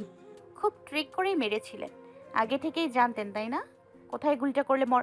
পরে আর কিছু বলার আগেই অন্নির কোমল ঠোঁটজোড়া নিজের দখলে নিয়ে নেয় অর্ণব। আর কিছু বলার সুযোগ থাকে না অন্নির। কিছুক্ষণ পর ছেড়ে দিলেই অন্নিকে শক্ত করে জড়িয়ে ধরে সমস্ত ওর মুখে চুমু দিতে থাকে অর্ণব। যেন 1 মাসের জমানো ভালোবাসা একদিনে প্রকাশ পাচ্ছে। হাতের সাদা গোলাপটি অন্নির কানে গুঁজে দিয়ে অর্ণব বলে, ভালোবাসি। শাফিন গাড়ি পার্ক করতে এসে পড়েছে এক বিপাকে। আসার পথে গাড়ির টায়ারের সমস্যা হয়ে গেছে। ওদিকে অন্নি একা রয়েছে আরেক টেনশন। তাই শাফিন চেষ্টা করে যত তাড়াতাড়ি পারে অন্নির কাছে গিয়ে পৌঁছানোর। আচ্ছা, আপনাকে একটা কথা জিজ্ঞেস করব। অর্ণবের চোখের দিকে তাকিয়ে অন্নি কথাটি বলে। অর্ণবকে দেখে সেই আগের অর্ণবের মতো লাগছে না ওর। 1 মাসের চেহারাটার অবস্থায় পাল্টে গেছে। বলো। আপনি কি স্বেচ্ছায় আমায় গুলি করেছিলেন? অর্ণব অন্নির এই প্রশ্নটি শুনতে চেয়েছিল, কারণ এতটা দিন এই প্রশ্নের উত্তর দেওয়ার অপেক্ষাতেই ছিল সে। তোমার কি মনে হয় কে গুলি করেছিল? আমার মনে হয় আপনাকে দিয়ে কেউ আমায় মারতে চেয়েছিল, কিন্তু কে সে আমি জানতে চাই, এবং আমি জানি এর জবাব আপনার জানা আছে। পাশ ছেড়ে উঠে গিয়ে অন্যের সামনে হাঁটু গেড়ে বসে 2 গালে হাত রেখে বলে, অর্নি, আমি তোমায় সব প্রশ্নের জবাব দেব। তার আগে তোমায় আমার সাথে একটা জায়গায় যেতে হবে, যাবে? হ্যাঁ যাব, কিন্তু কোথায়? কাজী অফিস। মানে? অনেকটা চিন্তিত মুখে বলল, হ্যাঁ অর্নি, আজকেই তোমায় আমি বিয়ে করতে চাই। আমি আর তোমায় হারানোর রিস্ক নিতে পারবো না। কিন্তু আজই কেন? আর আমার প্রশ্নের সাথে বিয়ের কি সম্পর্ক? সম্পর্ক আছে, তাই বলছি। যাবে? একদিন তো এমনিই তোমার বউ হব, আজ হলেই বা কি আসে যায়, চলো। হাসি মুখে অর্ণব অন্নিকে জড়িয়ে ধরে। এরপর দুজনে হাত ধরে গিয়ে গাড়িতে উঠে কাজী অফিসের উদ্দেশ্যে চলে যায়। ওদিকে শাফিনের কাজ শেষ হলে নদীর পাড়ে এসে দেখে অন্নি কোথাও নেই। রেজিস্ট্রি পেপারে সাইন করে লিগালি ম্যারিড হাজব্যান্ড ওয়াইফ হিসেবে অন্নি ও অর্ণবের সম্পর্কে নতুন একটা পরিচয় হলো। খুবই খুশি আজ ওরা। তবে অন্নির খারাপ লাগছে ছোট আব্বুকে বলা হলো না কিছুই। দুজনে মিলে নতুন জীবনে শুরু করলো আজ থেকে। তবে তার আগে কারো জীবন নিয়ে খেলতে হবে ওদের দুজনকেই। বিয়ের রেজিস্ট্রিটা সম্পূর্ণ হলেই ওরা সেখান থেকে বেরিয়ে আসে। গাড়ির সামনে এসে অর্ণব অন্নিকে বলে, আমি এখন তোমায় সেই ব্যক্তিটির সামনে নিয়ে যাব যে তোমায় আমার থেকে কেড়ে নিতে চেয়েছিল। তবে তার আগে তোমার চোখে একটা কালো কাপড় বাঁধতে হবে। কালো কাপড় কেন? এটা একটা সারপ্রাইজও বলা চলে, তাই আমি চাই এভাবে না দেখে চোখটা বেঁধে দিতে। ওকে ওকে দিন। পকেট থেকে একটা কালো কাপড় বের করে অন্নির চোখটা বেঁধে দেয় অর্ণব। এরপর গাড়ি করে চলে যায় নিজেদের গন্তব্যের দিকে। কালো কাপড়ে মোড়ানো চোখ খুলে দিতেই অন্নির সামনে থাকা মানুষটিকে দেখে স্তব্ধ। অর্ণবের কাছে শিওর হওয়ার জন্য জানতে চাইলে বলে, ইনি সেই ব্যক্তি যে তোমায় শ্যুট করার জন্য বলেছিলেন, এবং আমার বাবা। বাবা? অর্ণব ভাঙা গলায় জবাব দেয়, হ্যাঁ, আমার বাবা, যে সম্পত্তির লোভে নিজের ছেলের ভালোবাসাকে মেরে দিতে চেয়েছিল। 4 বছর পূর্বে আজ বাংলাদেশের অন্যতম রিয়েল এস্টেট কোম্পানির মালিক আবরার আনাফের জন্মদিন। আজ অন্নি মেনশনে এতটা শোরগোল আনন্দ হলেও আনাফ সাহেবের মনটা ভার হয়ে আছে। আজ এই খুশির দিনে ওনার মেয়ে পাশে নেই, কারণ সে লন্ডনে নিজের গ্র্যাজুয়েশন করছে। তবে আজকে মেয়ের আসার কথা ছিল, তবে এখনো এসে পৌঁছলো না। আবরার আনাফ ছুরি হাতে দাঁড়িয়ে আছে বিশাল একটা কেকের সামনে। ওনার পাশে 2 বছরের ছোট্ট ভাই আশরাফ আহমেদ দাঁড়িয়ে আছে। কেক কাটার কথা বলেই আনাফ সে বারবার মাথা নিচু করছেন। আর কোনো উপায় না পেয়ে কেকটা কাটলেন উনি। মেয়ে অন্যির ফোন আসলো, সে নাকি রাত 2টোর আগে আসতে পারবে না, কারণ বৃষ্টির কারণে ফ্লাইট কিছু সময় পিছিয়ে দিয়েছে। কেক কাটার পর নিজের বন্ধু বান্ধবদের নিয়ে টেবিলে বসলেন আনাফ সাহেব, যেখানে ছিলেন ওনার ছোট ভাই আশরাফ। নিজের মেয়ের বিয়ে ঠিক করে রেখেছেন, যার সাথে ফাতিম আদনান। রাজনৈতিকভাবে জড়িত আনাফ সাহেবের কাছের একজন মানুষ ও গার্ড বলা চলে পিয়াস আহমেদ। খুব অল্প বয়সে সাকসেসফুল একজন বিজনেসম্যান জেরিন সরকার ও আনাফ সাহেবের পার্সোনাল 3 জন গার্ড। আনাফ সাহেব এদের সবাইকে মনে প্রাণে বিশ্বাস করেন। তবে আজ যে ওনার মৃত্যু এরাই হাতে করে নিয়ে এসেছে তা আনাফ সাহেব জানেন না। সবাই মিলে বাড়ির পেছনে গার্ডেনে বসে সবাই ড্রিঙ্ক করছে। স্যার, আপনার মেয়ে আসলো না যে? ওর ফ্লাইটটা কয়েক ঘন্টা পিছিয়ে গেছে, তাই আসতে একটু লেট হবে ওর। মেয়ে নেই তো কি হয়েছে, হবু জামাই তো আছে, তাই না? আলাপ করুন সবাই। একটা কল আসায় আদনান উঠে যায়। আঙ্কেল, ওর নিয়াজ কখন আসবে? ও তো বললো রাত 2টো বাজবে। ওহ, তাহলে তো আমাদের কাজটা বেশ সহজেই হয়ে যাবে। কি বলেন ছোট আঙ্কেল? আশরাফ সাহেবের দিকে তাকিয়ে হালকা ভ্রুকুচকে হাসি মুখে পিয়াসকে বলে, কি কাজ পিয়াস? সেটা এখনই বুঝে যাবেন। বলার সাথে সাথেই আনাফ সাহেবের পেছনে দাঁড়িয়ে থাকা গার্ড একটা লাঠির সাহায্যে ওনার মাথায় বাড়ি মারে।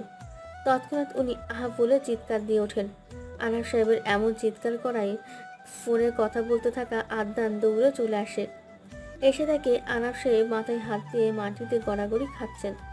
আদনান ওদেরকে থামাতে গেলে দূর থেকে একজন ওর বুকে গুলি করে। সামনের দিকে তাকিয়ে দেখেন ছোট চাচা আশরাফ সাহেব পিস্তল হাতে দাঁড়িয়ে আছেন। সেই মুহূর্তে আদনান গোংরাতে গোংরাতে মারা যায়। ওদিকে সবাই মিলে আনাফ সাহেবকে ইচ্ছে মতো মেরে রক্তাক্ত করে ফেললেন। আনাফ সাহেব ও আদনান সেদিন সেখানেই মারা যায়। যারা এই দুজনকে মেরেছে তাদের মূল উদ্দেশ্য আনাফ সাহেবের কোম্পানির মালিক হওয়া, এবং সেটা আনাফ সাহেবের বেঁচে থাকলে সম্ভব নয়। তাই তো অনেক দিনের প্ল্যানটা আজকে পূরণ করলেন। এসব মারার প্ল্যান আশরাফ সাহেবের ছেলে শাহেক অর্ণব করেছিল। আশরাফ সাহেব অনেক আগেই একজন মেয়েকে প্রেমের জালে ফাঁসিয়ে মিথ্যে বিয়ে করেছিলেন, যার ফলে ছেলের সন্তান হিসেবে অর্ণব হয়েছিল। আশরাফ সাহেব কখনোই অর্ণবের ভালো চাননি, আজও চান না। তাই তো মূল প্ল্যানের জায়গায় অর্ণবকে রেখেছেন। কাজ হয়ে গেলে আশরাফ সাহেব সবাইকে বলেন কয়েক মাসের জন্য অন্য কোথাও চলে যেতে, কারণ অন্যে আসার পর অন্য ড্রামা শুরু করতে হবে। আশরাফ সাহেবের কথায় সায় দিয়ে সবাই চলে যায়। এরপর নিজেই নিজের শরীরে আঘাত করেন এবং অজ্ঞান অবস্থায় পড়ে থাকেন আদনান ও আনাফ সাহেবের পাশে। পরের দিন হাসপাতালের বেডে নিজেকে আবিষ্কার করেন আশরাফ সাহেব। পাশেই মাথায় হাত দিয়ে বসে আছে অন্নি। চাচার জ্ঞান ফিরেছে দেখে ওনার কাছে গিয়ে বসে জিজ্ঞেস করলো অন্নি, ছোট আব্বু, এক রাতের মাঝে কি থেকে কি হয়ে গেল, কিভাবে হলো, কারা করলো এমন? আশরাফ সাহেব এবার বুদ্ধি খাটায়। নিজের নাম বাদে বাকি সবার নাম এই ঘটনায় যুক্ত করেন, কারণ উনি জানেন অন্নি কতটা ভয়ঙ্কর, সহজে ওদের ছাড়বে না। তাই সবার ব্যাপারেই কান্নাজড়িত কণ্ঠে বলে দেয়। অন্নি নিজের ছোট্ট আব্বুকে প্রচুর বিশ্বাস করে, তাই এবারও দেরি না করে সব কটাকে মাটিতে পোতার ব্যবস্থা করে। নিজের পার্সোনাল গার্ড শাফিনকে দিয়ে সকল খবরাখবর বের করে। সবাইকে খতম করার উদ্দেশ্যে ঢাকায় আসে। এরপর থেকে একটা একটা করে সবাইকে মারে। চাচা বলেছিল শাইক অর্ণব নামে একজন আছে যে পুরো প্ল্যানটার সাথে যুক্ত। তাকে অন্যভাবে ফাঁসানোর জন্য মিহুরূপে ভার্সিটিতে ভর্তি হয়েছে। ওদিকে আশরাফ সাহেব অর্ণবকে বলেছিলেন ওনাকে অন্যি মেরে জখম করেছিলেন, তাই তো অন্যির উপর এতটা রাগ অর্ণবের। বর্তমান নিজের চাচাকে সামনে দেখে অবাক অন্যি। তার মানে ছোট আব্বুই এসব কিছু করেছেন। কি করে করতে পারলেন উনি এত বড় বিশ্বাসঘাতকতা? অবশ্য টাকার কাছে বড় বড় মানুষ এমন, আর যেখানে অন্যির বাবার কোটি কোটি টাকার সম্পত্তি। অর্ণবও জেনে গেছে নিজের বাবার কুকর্মের ব্যাপারে। আশরাফ সাহেব অর্ণবের ভালোবাসার ব্যাপারে জানার পর বলেছিলেন, অনিকে হয় তুই নিজের হাতে শেষ করবি, না হয় আমি। অর্ণব ভেবেছিলাম যদি ওর বাবা যদি অন্নিকে আসলেই মেরে ফেলে, তাই তো অন্নিকে নিজের হাতে শ্যুট করেছিল সেদিন, এবং এমনভাবে শ্যুট করেছিল যাতে অন্নিও ঠিক থাকে এবং আশরাফ সাহেবও ওকে কিছু না করতে পারে। অন্নিকে দেখে আশরাফ সাহেব বললেন, কিরে মা, তুই এখানে এইভাবে? আর এই ছেলেটা কে? আর কত নাটক করবে মিস্টার আশরাফ আহমেদ? তোমার সব নাটক শেষ আজ। কি বলছিস মা? আমি নাটক করছি মানে? আমি সব জেনে গেছি। তুমি যে কত বড় বেঈমান আমার জানা হয়ে গেছে। এবার আমি তোমাকেও ছাড়বো না। বলে চাচার দিকে এগোতে লাগলো অন্নি। তখনই নিজের বুক পকেট থেকে ছোট্ট পিস্তলটি বের করলেন আশরাফ সাহেব। অন্নি মাঝপথে থেমে গেল। থেমে গেলি কেন? আয়, এগিয়ে আয়, যাতে তোকে আরও কাছে থেকে গুলি করে মেরে ফেলতে পারি। আমার এই অপদার্থ ছেলেটাকে যে কেন সেদিন তোকে মারলো না? আমার তো আগেই এই ছেলেকেই মেরে দেওয়া উচিত ছিল। একটা গুলির আওয়াজ অন্নির বাংলোর সমস্ত দিকে ছড়িয়ে পড়ে। গুলিটা বুকে লাগতেই রক্তাক্ত অবস্থায় ফ্লোরে লুটিয়ে পড়ে। অন্নি পেছন ফিরে দেখে শাফিন পিস্তল হাতে দাঁড়িয়ে আছে। ব্যাপারটা কষ্ট হলেও আজ গিয়ে শান্তি পেল অন্নি। নিজের বাবা ও বাগদত্তার মৃত্যুর প্রতিশোধ নিল আজ। আশরাফ সাহেব সেই আদনানের মতো গোঙাতে গোঙাতে মারা গেলেন। পাশে বসে ওনার স্ত্রী কান্নাকাটি করতে লাগলেন।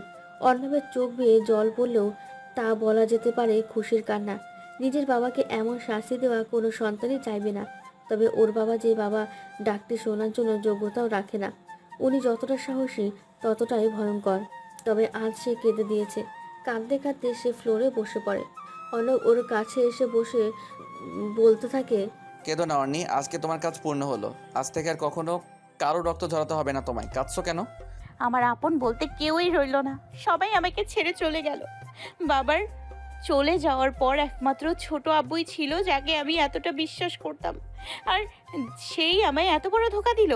দেখো, তোমার ছোট আব্বু তার কর্মের শাস্তি পেয়েছে। এখন সব কিছু ঠিক হয়ে যাবে। আর কে বলেছে তোমার কাছের বলতে কেউ নেই? আমি তো আছি। আমায় ভুলে গেলে? অন্নি কাঁদতে কাঁদতে অর্ণবকে জড়িয়ে ধরে। আশরাফ সাহেবের লাশ গুম করে দেওয়া হয় এবং ওনার স্ত্রীকে বিদেশে পাঠিয়ে দেওয়া হয়। এসবের পর চৈতি, তিথি ও বিপুলকে অন্যের সব বিষয় খুলে বলে। ওরাও খুবই অনুশোচনা করে। তবে তিথি আরেকটা বিষয়ে খুব দুঃখ পায়, অর্ণবকে পাওয়া হলো না। ওরা সবাই মিলে এসব নিয়ে খুবই হাসাহাসি করে। আজ আবারও অন্যির বাড়িটা জমকালো সাজে সাজানো হয়েছে। সবকিছু অবশ্য তিথি ও চৈতিই করেছে। আসলে আজ অর্ণব ও অন্যির বিয়ে ধুমধাম করে হচ্ছে। অন্যির পক্ষ থেকে তিথি ও চৈতি এবং অর্ণবের পক্ষ থেকে বিপুল ও শাফিন। অর্ণবের পাশে বাবা মা না থাকলে কি হবে, নিজেই পড়াশোনা করে অন্যি প্রায় সমানই ধনী বলা চলে।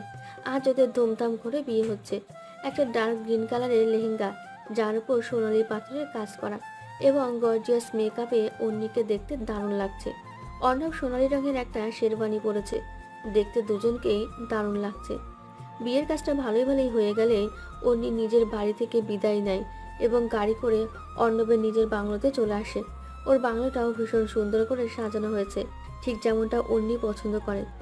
শাফিন ও বিপুল গাড়ি থেকে নেমে বাড়িতে ঢুকে আবার ওদের স্বাগতম জানাতে তৈরি হয়ে যায়। বাড়িতে ঢুকে অর্ণব অন্নিকে কোলে করে রুমে চলে যায়। রুমে গিয়ে ফ্রেশ হয়ে জামাকাপড় পাল্টে শুয়ে পড়ল অর্ণব। অর্ণবকে ঘুমোতে দেখে অন্নি বলল, না ঘুমে চলো না ছাদে যাই, দেখো কি সুন্দর চাঁদ উঠেছে। আরে না গো, খুব ঘুম পাচ্ছে। সারাদিনে যা ধকল গেছে, আগে জানলে এভাবে বিয়েই করতাম না। কি বললে? রাগীভাবে অর্ণবের দিকে তাকিয়ে বলল, আচ্ছা ওকে, রাগ করো না, চলো ছাদে যাই, কেমন? সেটাই বেটার হবে। চলো। এই বলে দুজনে পা বাড়াবে ঘরের বাইরে। সেই সময় অন্যের ফোনে নতুন নাম্বারটিতে টুম করে একটা মেসেজ আসে। ফোন তুলে মেসেজটি পড়ে ওরা দুজনেই অনেকটা কনফিউজড। কার মেসেজে লেখা আছে, শেষ হয়েও হলো না শেষ, কারণ এখনো আমি আছি। ওরা দুজনে অতশত না ভেবে ছাদের উদ্দেশ্যে পা বাড়ায়, নতুন জীবনের একটা সুন্দর সূচনার দিকে। সমাপ্ত। এই পুরো গল্পটি আপনাদের কেমন লেগেছে তা অবশ্যই কমেন্ট করে জানাবেন। গল্পটি ভালো লেগে থাকলে একটি লাইক দিয়ে দিবেন। আর নিয়মিত এরকম সব ভালোবাসার গল্প পেতে এক্ষুনি আমাদের চ্যানেলটা সাবস্ক্রাইব করে ফেলুন, কারণ আপনাদের সাপোর্ট পেলে অনেক দূর আগাতে পারবো আমরা। সবাই ভালো থাকবেন। ধন্যবাদ সবাইকে।